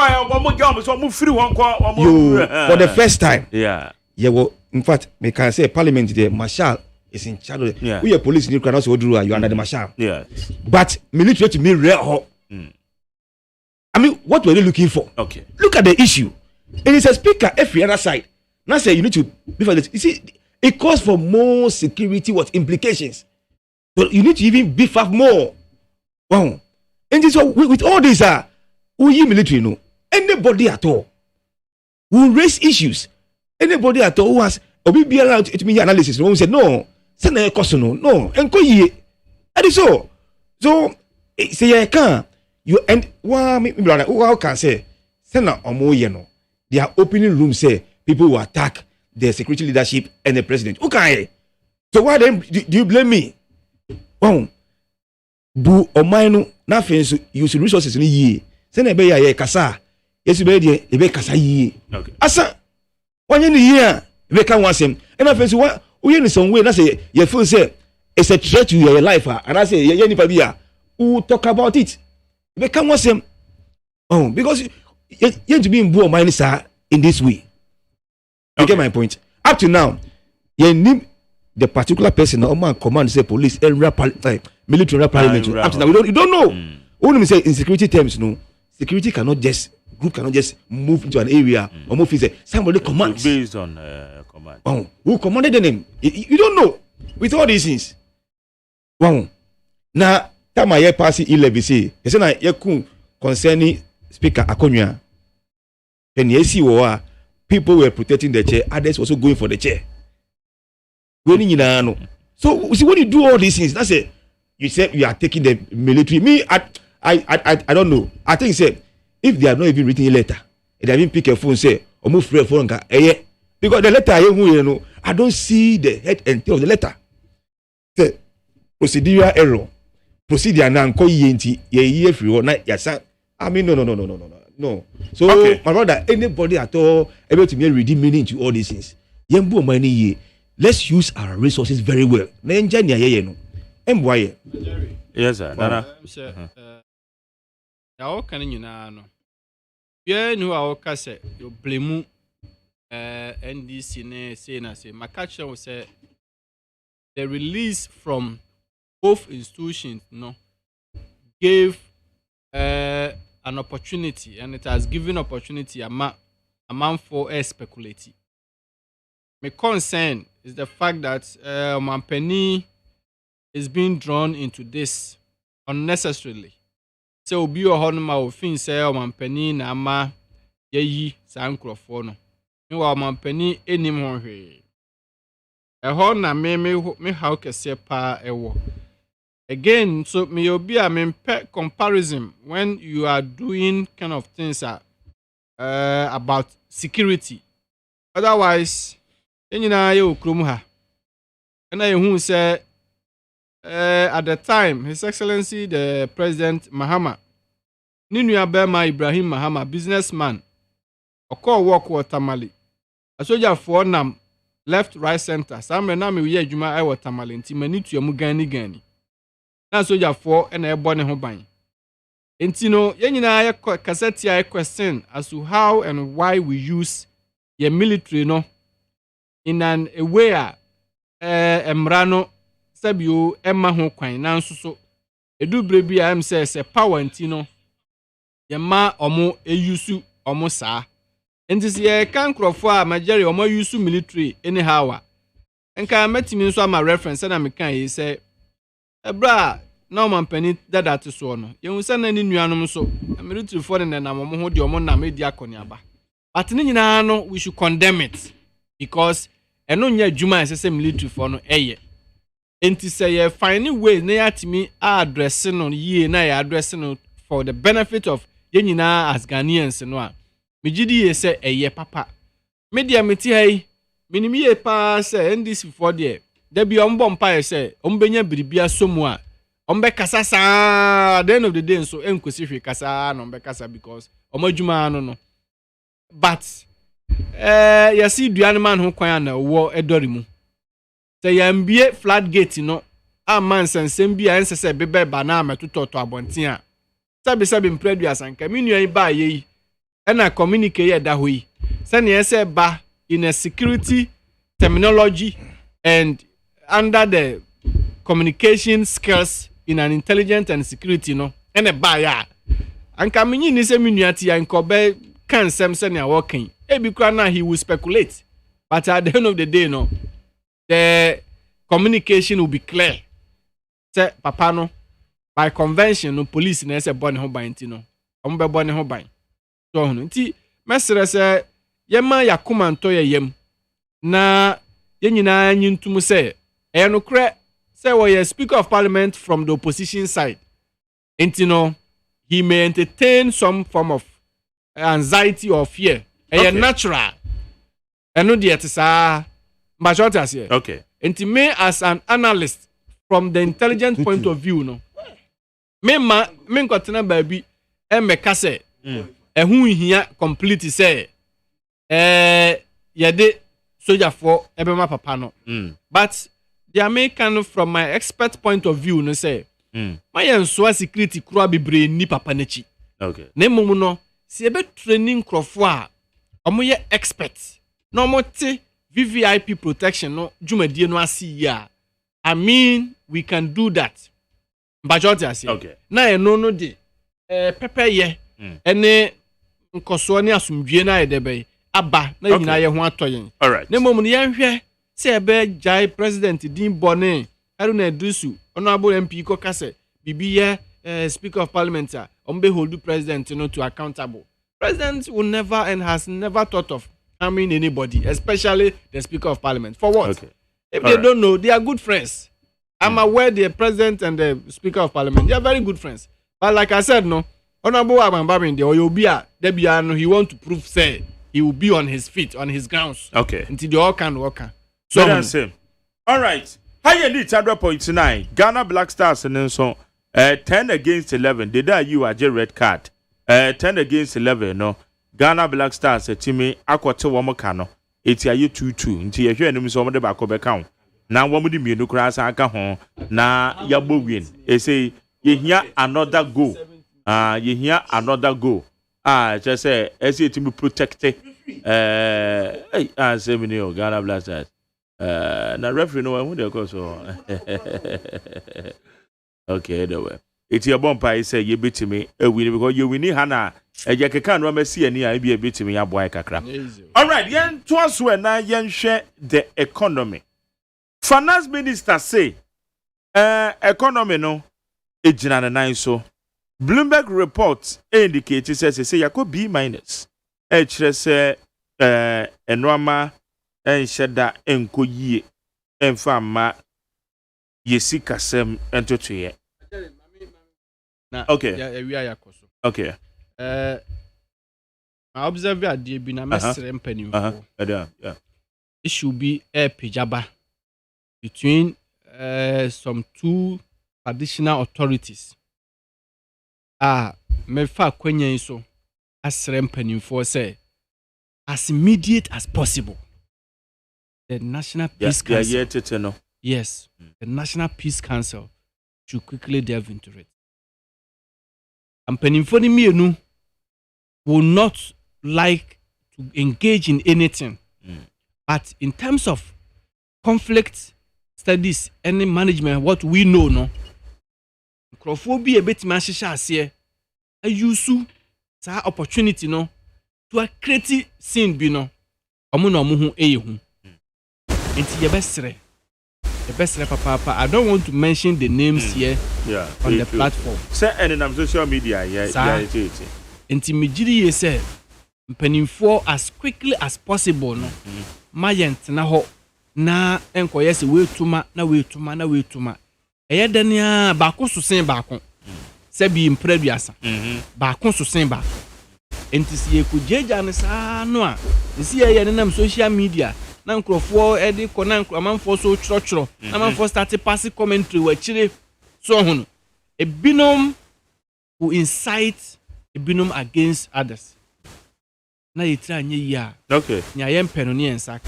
Nti mesrɛ sɛ intentem yi a no ɔmampani and making sure say the National Security Minister together with the Peace Council no ɔmo ɛmɔ mɔdena. Okay. Na nea so ɔmo kɔ kasa kyerɛ no no. Ɔmo Ɔmo kasa nkyerɛ no. Sabi ɛsɛ abɔfra ne pani bɛko. Nanso yɛ dani a wunnim kunim. Abɔfra kora da ne pani mu eni asɛm eni bem. But ahwe sunsunsanso no enye yɛ fɛ. Okay. That's it. High need 100.9. Ima, yansha the economy. Na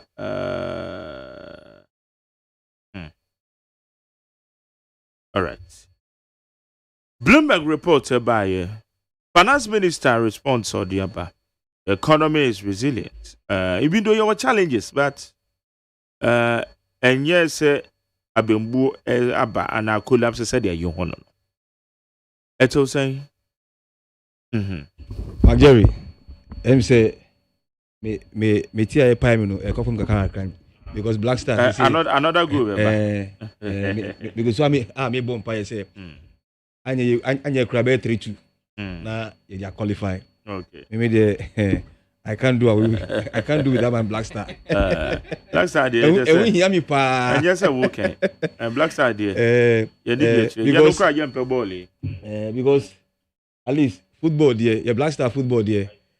Say you want same politician I say I buy you at least and no there et me change your mood into because so I may bomb pie say third good bana I 3-2 na dey upon ashemi pa say your captain edgy record okay one by this time we have scored more more goals but you go so yeah bomb pie na yeah Ghana economy they say no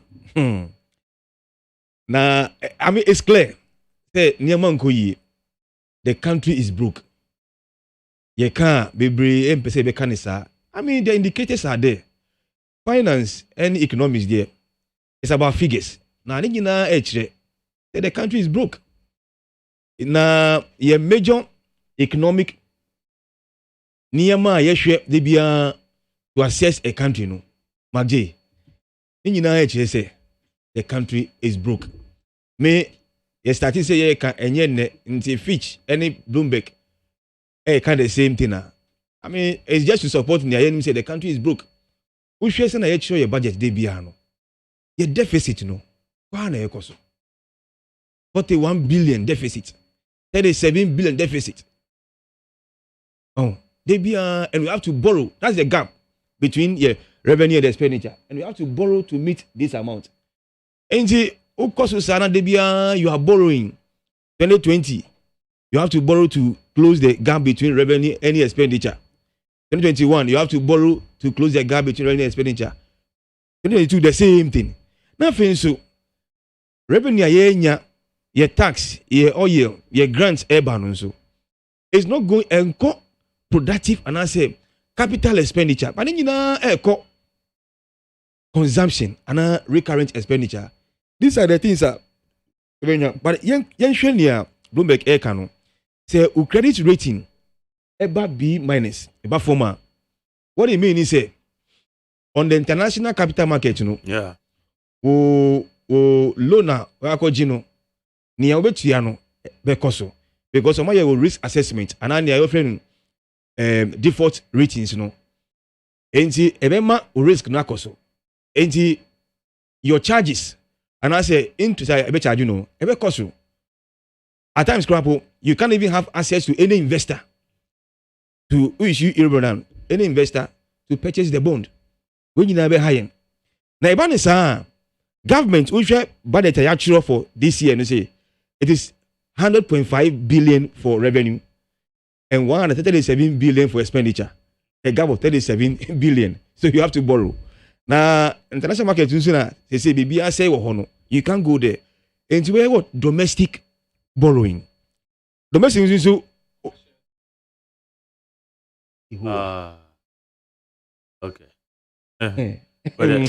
God. Black Star. Black Star.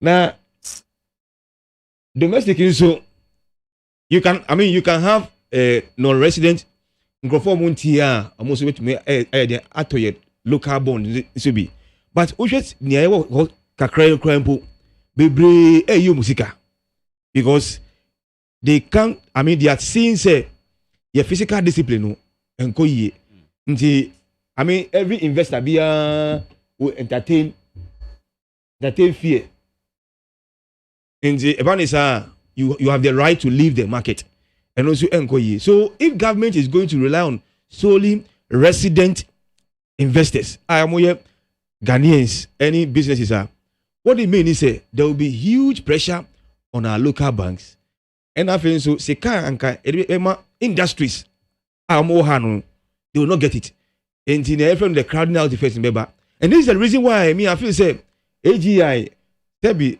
etedebia omunka omuasem papa ntoko amoni guta eku about this big value no. Yeah. I don't think say that's the right thing. Omu problem na ni cheap funds. That's their problem. It's a cheap fund because we should the local production no. And to me meet your total consumption. Into here we have to import. They be very example. They say example your drug industry medicines are fast who can boom dana dams kina farmer IT they only produce 30% of our consumption. Yeah. In the 17 will come from outside. And you don't have local capacity. It's say who need cheap loan. They say uji loan bia how Ghana be obejino. Then the 2 Ghana cedis say according to interest. 78 pen ever same. What can you do? So that is where I think AGI should be fighting aside more tariff issues utilities and also air cost any tax furniture subsidies no is the loans into the your ratings perform in the international market I am to be called bibia will be done locally domestic bond about this answer the banks will always prefer to lend to the government. Okay. Now anchor business so to be loans to expand and it will come back say affect your tax because my phones who to me expand need to employ more your tax collections to be form. Yeah. Now about this answer unemployment is then only say the macro element no omuna N90 ebomo enti affect one affect ni nyina wow enti the finance minister can say the fundamentals are still strong. I kind of understand him. On to me, can say near Fitch and I say Bloomberg Air Cano. He has to defend. But the truth of the matter is say Ghana is broke. It can't be in you. Now your economy say the air cano. I say in share and your total debt. What do you compare GDP? It's about 80%.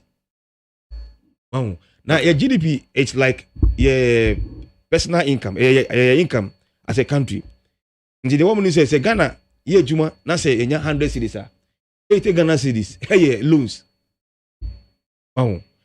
And I say, if anything, your tax in about 90% of the tax in according to debt servicing. This year, per budget, you have spending over 37 billion in interest payment. Amortization 7 billion. Urinyina kabuma 44 billion echo. And the UG tax of 53 billion. Now 44 echo into loan service now. What are you doing? Wow. And we need to sit back. Nenji tumunse the country is broke. Nenji niyama yeah. I say sikasem no. Wow. Nenfano bako nensiesi. Nenjai niya ye kano because you can say whatever. It's clear. And that's the reason why government person he will show or and I said they will show proper means of what revenue generation. Yeah. And the levy say, hey yo, omwajin kwa the savior. Asa, wow. What are you going to show to the international capital market? Any any person say na me bu o no na me sika sem kosi enti bu me and I say me loan we there be the enjuntum say some of the decisions are taking, you know, it's affecting the country. A higher, a say it's a casem. The international, he can boom, but if you put in America, you won't say, Maggie, make us say, you're competition now. A maybe mean the first. Unless you're competition, I understand. But we that's a ubu maya. A different thing altogether. Speak the truth about Niekoso. That's a bibia, yembua. Because Niekoso no is serious. The young to me on international marketer. I alone who edosa. It will have effect on our reserve. It will have effect on our reserve. We have to deplete our reserve. Reserve is a conformer. CD and dollar no so say the exchange will be affected. And this one is this is a barrel of petrol. And 87, 88. Exchange rate, petrol, crude, sorry. And also say they mean say the price of the petrol no Ghana because so the same people will suffer again. They say per liter no I could be on 7. Though some are selling it around 6.8, 6.7, no, 6.7. Yes, it means it was a 7. And the actual way you know, and I say pressure that reserve no so will have effect with our exchange rate, and exchange rate is key. And I say account your estimated price of the petrol in Ghana, and also will affect us. It will affect industries. It will affect your well-being. And you know, be high. And to me. International na what and what in the year and a higher economy international and yes Jerry maybe ye nam there a bedding because the country is broke completely broke. All right, need 100 points and I was so saying our doing today 0503 721744 the country is broke. The country is broke, no dear. NDC for almost started can ya acha. And so, meanwhile, it had no me yet here. Can ya so 24/7. By your Trinity come out to so. Oko day you are so air condition I see so. Say we are managing the economy in a way say Ghana ni biano ibinya na hoto. In the first place, energy sector no. Is very strong and very lively and kicking. And not just say economy no ekoyi. Mini awa hanu yi migidi ese wonim education infrastructure expansion aban by waye. Say adaro metena kan say secondary school ahodo organ nyina no a ubehunu expansion project ho. Ni nyina no yesika ye de aye. Akwan ahodo a oman pani eyo ewo oman yi mu no. Minya say woduani ehwe na uhunu the quality of the road no kura no a kira say enema ekoyi ampa economy no ayemre ewiase nyina anya Ghana nko a I won't dispute ebianka babia esenka Bloomberg de eto no omahunu say yenuru ho anase swat kakra from B+ no aba negative no. It's not deliberate to collapse the economy, but minu nyina tia nenim say na COVID impact the world or the global economic system no ama babia nyoma edebe agency mu bibia ahwiegu Ghana mpodi e the nyame ase say when they are rating IMF no any World Bank timika say 10 of the best countries we are saying to manage COVID any economy no Ghana edebe e ka ho bi enti no yanka say bibia ye rosy bibia ye perfect bibia ye dabi Jerry. Yes, I say yes, so picky, kakra. Economy no enye nanso 2021 target for GRE omatimi age ama I exceed impo. Mejidi say one who start very good. And no kire say ebia se nye nema bi akofom a nka ye beko enim asensa. Ni nyina no kire say aban no nhihye any policy ahodo edi gu akwan mu ye expanding industrialization. One district, one factory. Na amanfo atimi anya adwuma ye. Na sabio yetimi agege to kakra na sika bankrofo botomu no. Dan hihye nyina no ye ne aban no edi agu akwan mu. Enti enioma nye perfect no. Ebia other indices ebe kire say baby esi yetimi boy homodene. Baby nso ye gina ye na so.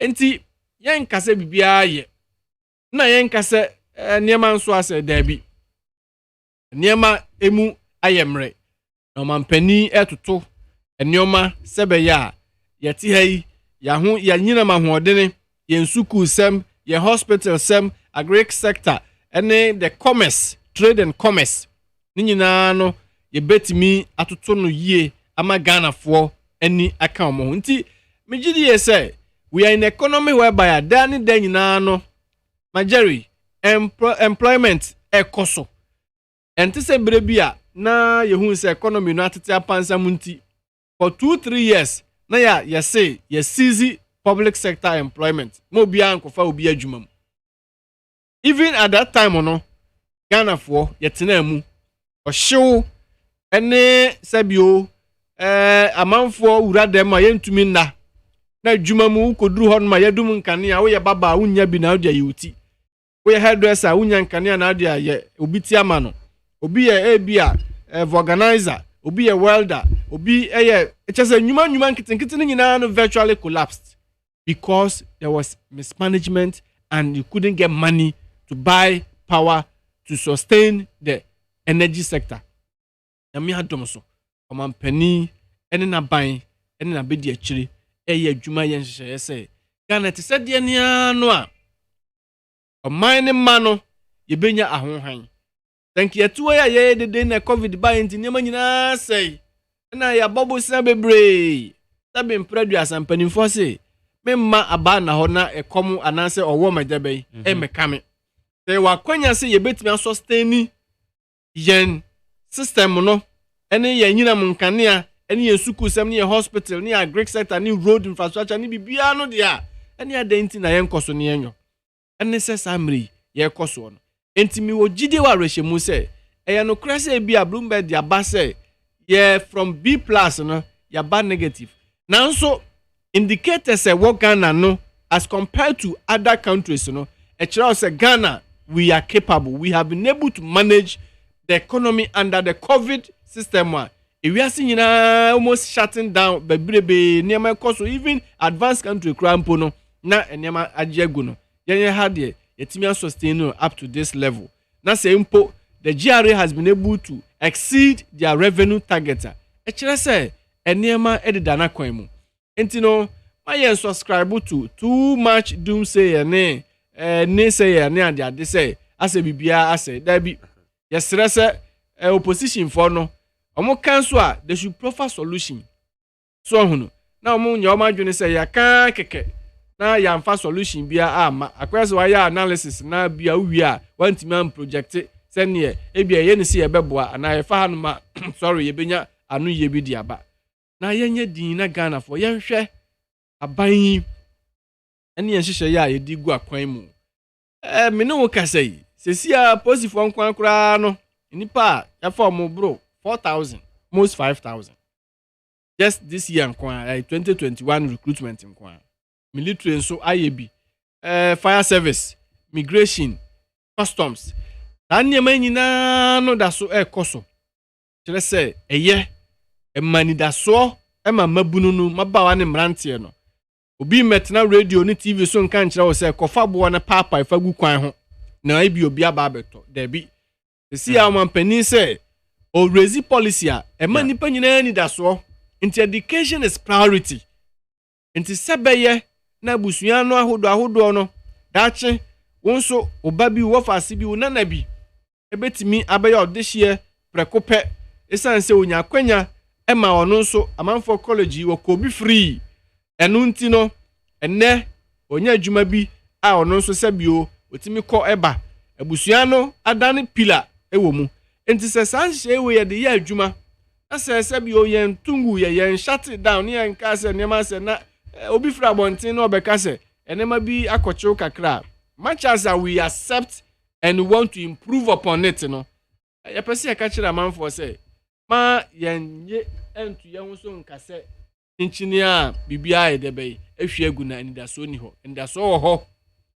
ho wo kan bibi sɛ 11 na ase ye ni ndaso enokre Jerry oman no nhyehyɛ ya ye de ibu oman no nia ebebua menu mienu nyina na ese yedeba se koba ne se da bia yemfe ani nkoto abonten se yebekwa akodwane IMF fo ne akogi sika ana yebekwa akosu achewe bank fo ne akogi sika na se onhye bi ho na se ankura bi yeni ntubo ankakra na mfa mbo na se ntimi nchichire oman no yi a migidi yesen kanfum so bi anya debe eni ho okay enu nti no yanhwe se ya yewo no yebetimi asom na yema yani aso na momu no mayen kosun kokase obi abeka kire yen se yefie enye nti no ya jatum se yefie enye abra wo a otifi ho no unim se eye because enya ebianke fra no pam nyina munkane enke adum ne be 1 million enka despite media doctor ebianka da bia jerrycan your friend is a drum enke bia diesel na petrol obeto dia power machines yi eno kra na enya adwuma yi the same vein so no enka ankran so esu so hunu enti mi ogidie ewa arohyemu se eniema ededa na kwan mu eniema bekoso anso ayeye ama niema bekoso ama ganafo enya ahoto na ya toto ye nioma aboye bra set se de ne anu a sabio enti se yeti summu na ntontom wiyen na sabi ye mafra yesu anajo na ekomo sanso be de yen enti se de ne anu a enti se ya beka kire ye se ye freeze employment enti no ye babu na ndaso ni homa enti se de ne anu a enti se wa wie university ni aka kire wo se ekodwane graduate unemployed association esan se ye ni adwuma bia ye de be ma wo enti se de ne na esikodwane napco busumi so na 700 Ghana no amampo awanda so se edi busumi mienu miensa ebeba it is accumulated better than nothing minu e wonim megidi ye se employment sector be bia o ye adwuma no wo ye adwuma busumi mienu miensa na wakatua ma na ebomu ba wo ye de ne ye wo dia eno ye better for you to than say nothing na utifie na se bi owu ne ndaso so hunu ye se obonsam opa adwuma ma ensa eda hokwa ye nso ya ban ne se ye mansa na hokwa ye be ya ne se ye be pa adwuma ama o through NABCO initiative no onim se mabunu ne maba mrante anya adwuma ye no majari eburu 150,000 won ma anya permanent job aya fa won no so hunu ebinum ba na o ma betene mo me ankasa me office ye de bi bae omo bae and lady ba ko bi anche kra na obeka chem se boss manya adwuma bi wa hanti no me kwanam se nyame nkan ho enaja me ja ne kwan fefefe enti ye kire se ye better say ye be build the transition system ama ye mabunu no bajoti ase esin say on betena fi oba na se nyame ye na dom obenya experience kakra so hunu ewom no obeti ase se practically no enema we ena say mpo eye ewo fielder eye better sin say otifie saa na wawie school na se bi ni CV no mpo onya baby enko enrich no so hunu enti mesre se momma yenye dede na yenye ntum se ne ya no mpese omutwa mfoni ndi kire wiase na kwese omo de omo committee a na aka che omo se mo kwa amko kanse bibia se wo Ghana so sa no mo kwa omo ye o menua papa ide o gentle kakra na kwasi Peter de na bia de da na no ane se Ghana bibia se na so ente sa bajoti ase enti ye wa rohyemu yewo enida so Ghana mabunu wanda so esan say uwie suku na kosi se den obenya adwuma ye se ya freezing employment a menu anka woni anda so enne ha de chia de sen wo mo free nursing mu teaching mu medicine de ben ni nyina obia enya babi kwa akoshe etise de ne anu a afim ba ku mienu komra no esan se gab no emususu anti no ebi be free mu ne adibia hyem ye kan dodo mpa health sector Nigeria employ o mo a there are more than 100 and almost 200,000 people.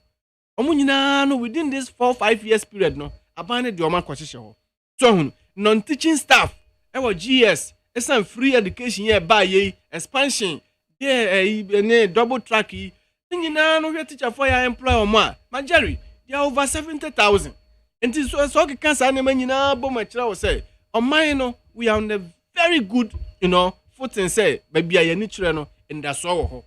No ankoba na sesa benki yati hoi enema nyina hwiagu sesa de na ebre bi atwam ahwiagu na wampani ntimi beka kire ye se wawe enam na ka dompe enti ne yentena ho na dompe no se na ye be yamu se nso ye be bubu so na ya fifi mu a yenya ne sa say on nadawro ma wati fie asomampani a wakọ pension a opeso osan abai so me so anakatu akọ so hunu say wuhia no a yewura mahama ne ho efefefe because under this economy no ehwe no yie mene no kra na nka me mpere se me ba be di president biom na mitiri wan kwaso afu dwo no da bia na say young man na ma ba kokora by force so hunu because pressure da so anti at this young age na yehwe wo na nkrofo edi o machi nyina so aban na hwe wo mu no mesere se omma na nado dan kwakufu ado ontimi nya adwuma oyo no na ensem na omo kanu ne sania entisa no yentwa so on se metaka asem bi o mesi first no na utimi kọ ekotum futrogu nkrofo ani na obekika nsem saa na se ene isu de wo kọ kan abofra kra ofa telephone ana phone ye kuta mobile phone ọkọ internet a obehunu de aban eyo de boa omagana say ye set sen obia ebenya access entimigidi say ampa omo de abase yakọ ye kan say negative a me wogidie say aban no betoto nioma ama niema ko yi nanso Ghana for Majeri ye wade oye o tie ye mistake Ghana for ye mistake na 2024 pa omo ko find this for ba omo ni any solution to come and manage this economy ebi ni ho se bi wo ho a enka omo kasa nyina enka omo the solution aba ofa omo manifesto 2016 2020 omo be ye be koto abato no ofa manifesto na Majeri bibia ni mo bibia ni mo se oh dia na wo mo ayo Okada nana ozuzu Okada initiative ena yura mahama go kan se odi beba enu kwa ni adia na wo omo manifesto ni enu firi on Majeri bibia nim papa iti ya ubisa no obe honest obe ka kire o ena okofa ade huhu bi se ye fere bibi big push editum mu just English word without any detail entino na ofin se obetimi de no no abaye yen krokro de John no de abeda Ghana for na nka Ghana for ato abama na Ghana for se obua big push de anything Okada yempe uyi sa na ema mi onu ifiri mu a Majeri hwi ni omo manifesto no enti ye besere wo no no mo se ene hwe TVET abai so no se TVET ene kama pa yewura kwa msifa kan ye one of the ambassadors enti TVET ye konanim ena STEM education so kura na yewura educhum edi abai eno nso so no very brilliant so no se na sitie science boboni nyina mamtie science technology engineering and mathematics so no these are the things we are saying say under the four industrialization system na ye champion no ho ne ye kro if you no ma digitization papa na okase wo banking staff me gidi say wonim say na digitization no esi improve banking transaction say obi timi etena ne fie na wadi waye ni dwadie wo ne phone so interoperability na koso kama me hia say mekọ say me koyi sika me click pe na ba 5,000 6,000 10,000 na me de me juma me nkwasa live bia o bank so enti so man wo ho na se de san niema we gugu akwan mu chichire wo man na etutu nioma yi a e de be biem ne ya sesei enka NDC for se o mo ba beyo bibia ni hobby o mo ba ne ya ye ya no mba be so ho san no ma san se no mo ja hoko afi na ya san so san ko ba ya chi si yan san mra biemu niema ye nu ye se na o mampani kufo yo ya afi e ba se yes and ba na health insurance krampo o magunu so hunu youth employment any ade nyina agency a mampani ku for time ye de ba ye ni nyina na mo ase no enti metro mass kra de o mugunu se tam ba si bia 2012 mo kwase sabaye ese wonam na hu bia na akwa ese scrap no ensusu ni o mampani ku for de ba ye a na ye 2005 6 7 nyina no ehunu bia na se ho ha eda so ye kama sesi ye ba ye ya sanso so a rebrand metro massa chese efe akono ehwam na wonum de omo se no enti be sere Ghana for se bibibia ni honum NDC for sesi omo wo ewo omo adwunu omo de beba ye se ye besi usu anke hye wo ma se yewura mahama na obibiri pa bi ye ma Ghana for a sabio 8 years vice president enko ye bibi ma Ghana for under ni leadership as vice president no Sabi, Professor Messi time no more cars on by Ghana Identification Authority. Manjeri 2011 2012 eguye. Tamre na Yewura Mahama na vice president. When Timi Ahama na nyadwuma. Yewura Bawumia penso. And then they say we're journey from economy to digitization. What they don't understand is that the world new focus, it is digitization economy. And this one to me and this concept we are as vice president and president there. Not just a seven preduasa. Oba, the old mind be kwa share isum ama sebi adie ato ye nyina yani. Yem penisa. Okay. Inti yebasre Yewura Mahama say de wadi no eye yesi de muadi no mu ni nko ne aka ye bo ho ban. Watima ba be ye o mampani aye de na na ho odin ebetumi aye. De aduru no wonjai na yento aso na Ghana de aye chichire ekoya nim ni ba bia yaduru no yentimi nto aso saa digitization process no so menua mejiri se udi mu adanse se enema nyina ekoyi drones eda so deliver medical medicine ema some hospitals na ade ne chip compounds no na ade e wo man yi mu ye gina yie ntima microphone tum futuro engu Ghana fo ani se nema asai na nema ensai ye eni da so e wo ma Ghana fo be that same need 100.9 as in na ga baby Marjorie me with just 1 minute to go. Oh, Mr. Wa, you need to me, Mr. Wa. And I me fa course na my final comment. Mr. Wa, mami 2 minutes. Oh, the discuss is about near Bloomberg Ekaye. Me name say me bra. Ebi yes man say Eka na attacking Mahama. Ni same nyina I say omo conference omo call Kumasi no. Ni nyina ye Mahama. They be Mahama. Na only the reason omo come Mahama no. Esa say ejuma Mahama boy no. Omo nyemu kota. Ni oti o kan we nyina na ye say kota. Bloomberg Eka say your country is broke. You have moved from B+ to B-. You have issues. Won't mean call capital market. What do you mean is you borrow from Ghana. Eba sanswa. Uncle Grejumanu, the loan they can't get it. These are the issues. Me feel say we can say oh, inti aban yate inti abebe way. Say na be ya. Uncle Grejuman, loan or more share chief funds no. They will get it to work. When you uka then you answer be and draw. Then you draw. I don't understand this. I don't know. Me, I feel sad for the young ones in the MPP. Seriously. And you draw. Share. OSEI, Kanye, Yendu Kania. Mimi area say, it will go off several times. It will be area. Really? Several times. Now, light off HSA, Aben Bojuma. Then I don't know what you are doing. And I feel so currently, no, Marjorie. Yes, I see country is broke. On which law syllabus? New syllabus about 2 to 3 years ago. Up to now, you know textbook. Essentially, she can't be printing. Number 2, capitation grants. Omudika. So they don't even know how to open the school. Number 4, school feeding. The same thing.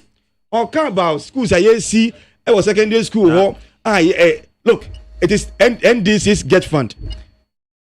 The car will get fund. And now, Modeko see Muji loan $1.5 billion.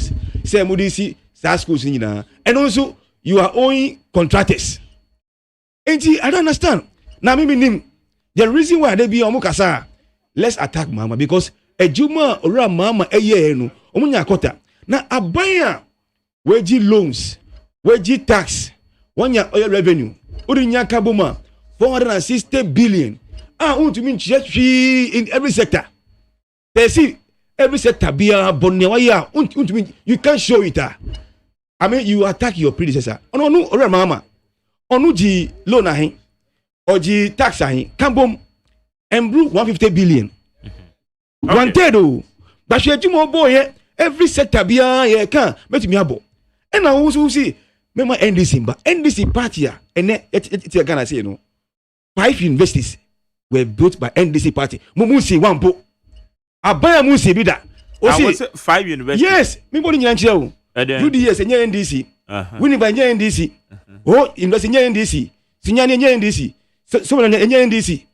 These are the universities. Same one of we see. A government that thinks about the people who are wasting investors. I will call you no. O see or Baba Senyama.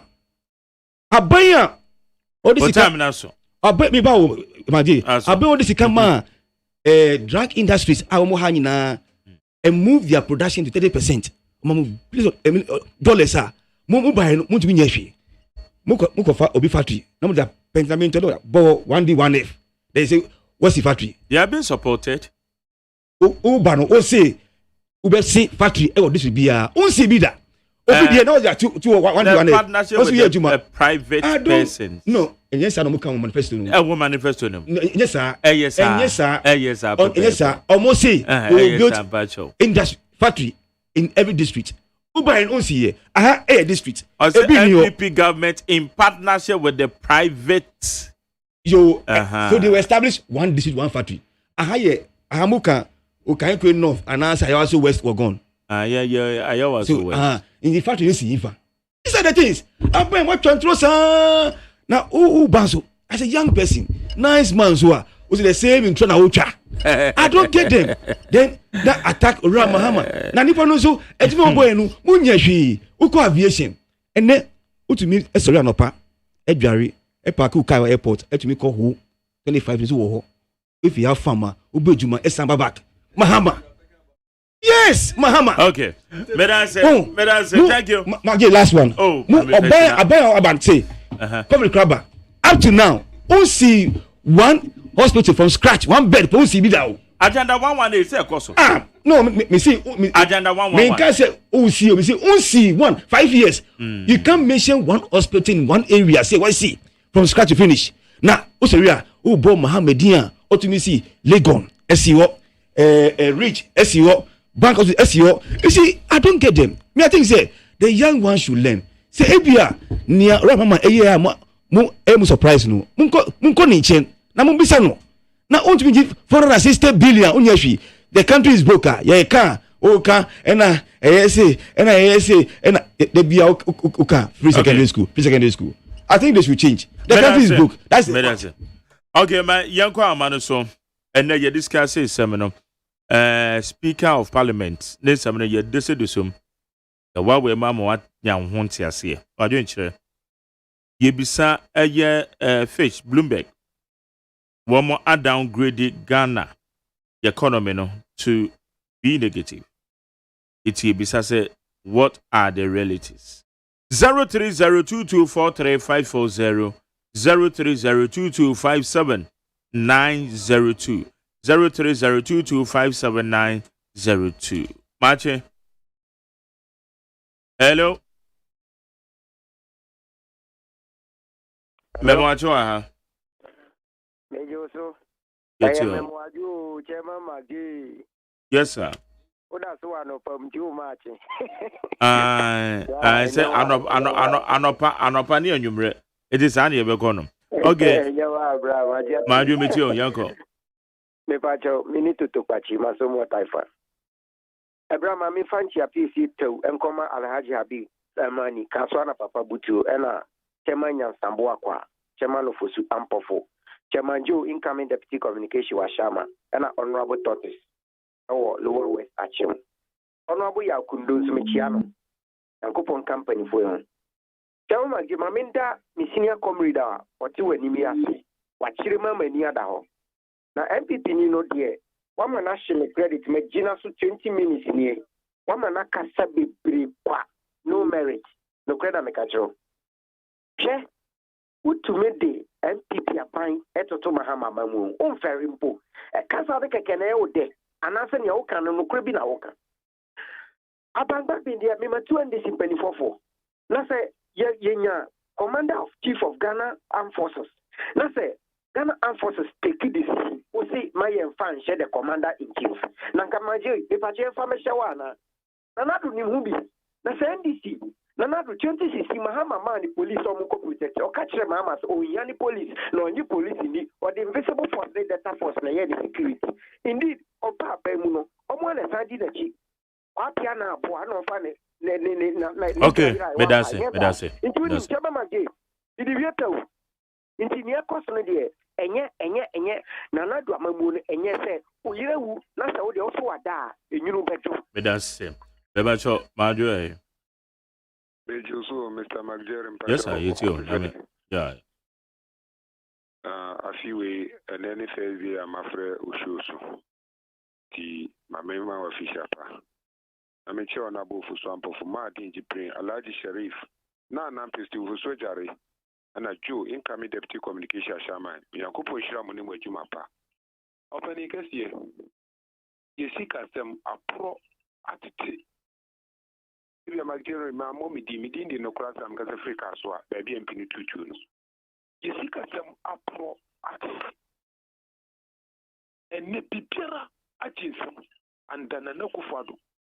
Excellency John Damani Mama Bessia or boy, 56 billion Ghana city. What you tell when you know the Magana Yinano, Oba Kaswa, baby, and penny 2 tunua. Yenya e-blog, Yenya polyclinic, Yenya assembly hall, Yenya court premises, Yenya court bungalow, Yenya library, Yenya terminal 1, terminal 2, Yenya interchange, Yenya 6 unit classroom block opekuma. Akwanye waka so ye kwampa nyinara under NDC and ye busa na nakufado abisia wabo over 200 and something billion Ghana cedi. And then what ye for no catashe and the Jemensa Kurampa soldier for a bon hoban. Godfred of Dami, a soldier for bon hoban. Ye judges 18 no you won or munina or bomb hoban. And even also for Crampono, you was soldier for bomb hoban. Name on back being there. Okay. Meda say any would ya would the abba na we so many wadwe me ba cho ma adwo yetio agere ti say o chief nyame adom yetio we mun kala Jonas okay ma me pa akonya na me mo abaso na me ka say ejuma wo ye no Ghana fu ehu no wonder say ya to ayi despite Ronaldo amecha ona bo abankwa ye boa national chairman papa o bagidikidi chairman when you say ala ne ba se kakai ala oba beto anuma ka mampanya kufado aye no ho nti ala be ne obeba daso no obonia on top isi bibia over mi chao Magari ide na me sai Ghana for ne say Mahama now almost say Mahama Magari wa born bravery of politics Ghana for busa ne say odi unit committee member assembly member deputy minister MP substantive minister president by default vice president substantive president Magari nkonya ben na Mahama wa want to mean you on Ghana politics and 4 years mamra no man no 4 years and you blame game na oba be blame the predecessor so and ya bobusia and ya say economy into the 4 years basis ya Magari ten pa na Mahama di babaye and now the box side mampeni akufo the bit different in Ibrahim what did man Ghana for and the sino hydro yet me akwino and oba be jima na Magari and then NDC for complain of bad roads omo green book no pata omo green book no and now quite no omo so omo yi here no na e green book no but it did not reflect on the in the real life in the assembly in Magari share the cafe Malaysia for 1958 almost started industrialization no that generation at the time no brave the same way na Ghana for you come who share the industrialization process MP okay that the FM no Magari yenna butre me pato me yenna butre ma MP me da say what time na so mame for me ba cho ma adwo yetio yes sir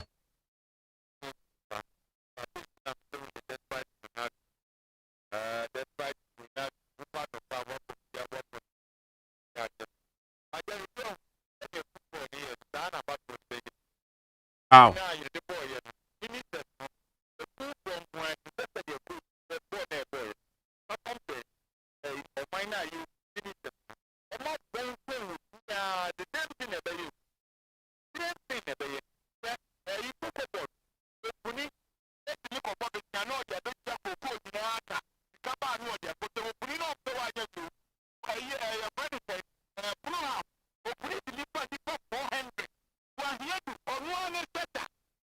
MP3 ọmụ nyere uji mata mfano n'ọtụ so the same thing ebe yo enti yeni kọfọ kura na na-adụdụ omugbu omenya ọmụma NPP ike n'ụbọchị a ego now so what they said nneọma bi a President Mahama obi adị n'enihu nke wee Mahama na ye ụmụ ha anaghị baka tọpe na ahụ baka pe education dị ya ya wie ejo ọrụ mpetente anọ na ya ebe ya bụ mbere ebe ndị tete nke ọmụ pụọ na na-adụ n'ọma ya ejuma ọkụ ejuma fọdụ ahụ tụ obeye na awachita atụ ọrụ ọrụ bụ ya president ụnụ ya apọinte kedu si ọmụmụ wee dị minista ha ejuma anaghọ ya obeye minista wabọ nte gras wine tụ ọrụ nneọma ha ekọtụ enti ya pịa ọdịdọ ọmụ ya ejuma ẹ̀dì àbúrò àdùnnàdù ọ̀mẹ́kọ̀ọ́dì à ẹ̀dì ń bínú ọmú yẹyẹ o ìtàfẹ́ nànàdù ẹ̀yí pẹ̀pẹ́ ìyí àná pẹ̀pẹ́ fúnni ẹ̀yí àtọ́ ọ̀dì àtọ́bọ̀ ọ̀bọ̀ múrò wà mílẹ̀ lẹ́bùtàfẹ́ àtọ́bù náà ọ̀dì bọ̀ ọ̀bọ̀ gbogbo ọ̀nù ẹ̀yí fani yìí fana àdó sábẹ́ pẹ̀pẹ́ nànàdù yìí wéwéwéwéwé.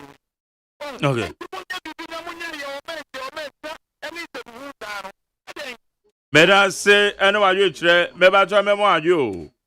Ọ̀ méjì sóò jẹ́rìí mark. Yes sir, yé tí o. Bacha Ali Talibani mi katafi ablik mama here bajoy manya ofidie kese die mamintia ablik man of constituency wina ana me sanso tia kumkom DFK papa yo boadi o wuli papa ana ona mu si abo mi tia no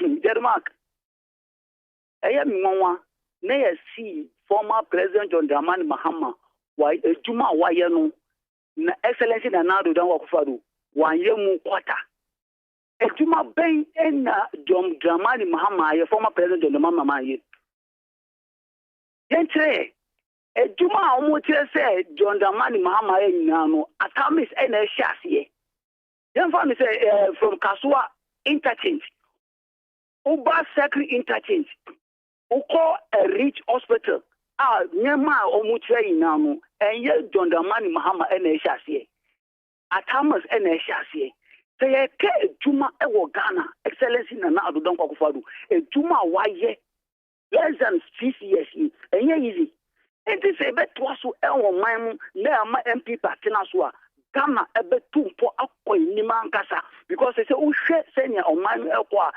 enye COVID abese nyema ya anka Ghana ebeko ne new class in enti yesterday and this for omu propaganda no amu ye no enye dia ebebo omu ende ebo omu so achina ye be break it inshallah Alhaji Dr. Mahmoud Bawumia eba be break it no medam wase no Medas okay meba cho majo yes sir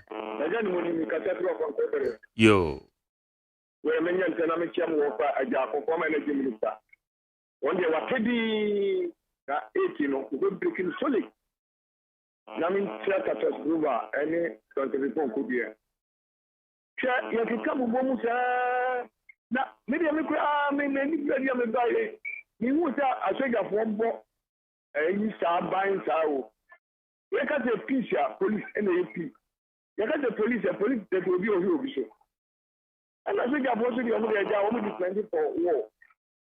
And this is where I come back to and see a moon to normal mobile. Where you talk away, see a two won't talk. And no Sakoyan talk. Okay. I'm running down on my son with him running Yajuma. What's up here? And the humanity, Nanado, or ye? Well, what's it? Fred Gensing and our person will be could be and so you see. Bye bye. Okay. Okay, last one. Majo. Yes, sir. You too.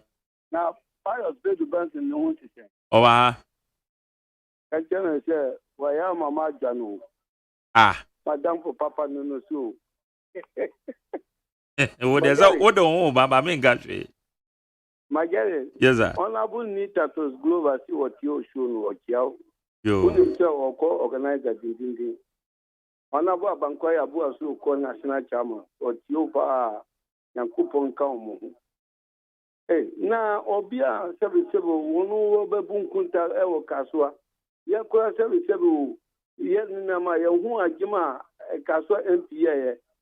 o fa akolo kwan no magari o de koke kwan ya MP no awakunsi ho ma yeye obi de ka se kwan papa bi ajo mama nti nipa o pese wo mpe nipa se ma nti wunyi na ye kakra kwa magari desre wonim dia haye wo Africa nya Ghana kwa wo wo de 8 years no omo ye exchange no emboaye nyamenya no kure nim 8 years no dia enne mini anum Ghana for na kasa yen si san ya dwe because woman pa wo bu man no sa party no 8 na wakọ we zu oba wakoye fufuro afi na wota ba betutu niama 4 years no nyina ki no won nti sanu ya ti manfo no na ebrewu nti wom omuma ya si san ya dwe yamma party ba ko be 16 years and 20 something Tano October in Numina, or Mukroma de Bobu, who got Togo, with the year comparison in Ghana, difference one baby. In Timbestre, 8 no, I see I'm breaking Ghana for money that don't again. Nayan Timin break 8 no, not Ghana no, or Munjan Cabesha Maya. Now your mama see you per 4 years, now I have any power, but only 4 years. And here, by man of 4 years, now are ye ministers. Were you MCs in Yamanyama? Not 2 years, I see. And you about to might be 2 years. I said, oh my God. Okay, may I say, your fancy, Okra confirm no for my now. I'll be just okay, final comment now. Yeah, sorry. Nana. Yes, sir. Well, final comment in your corner, and Nankasano. Yeah, Basabi. Oh, the ocean grab. I made a number of GDA. Oh, Seb, Ghana Black Star Germany. Me say from 1999 and I'm losing my interest in Ghana soccer. Now ni mama can say until say locally so sports analyst need here. You will be a sports analyst. But if you feel the no so no e kire wo say until say you be build the team no from home. Na ya nya nkrofo mo stamina and no structure. Everything to me and call with this kind of players.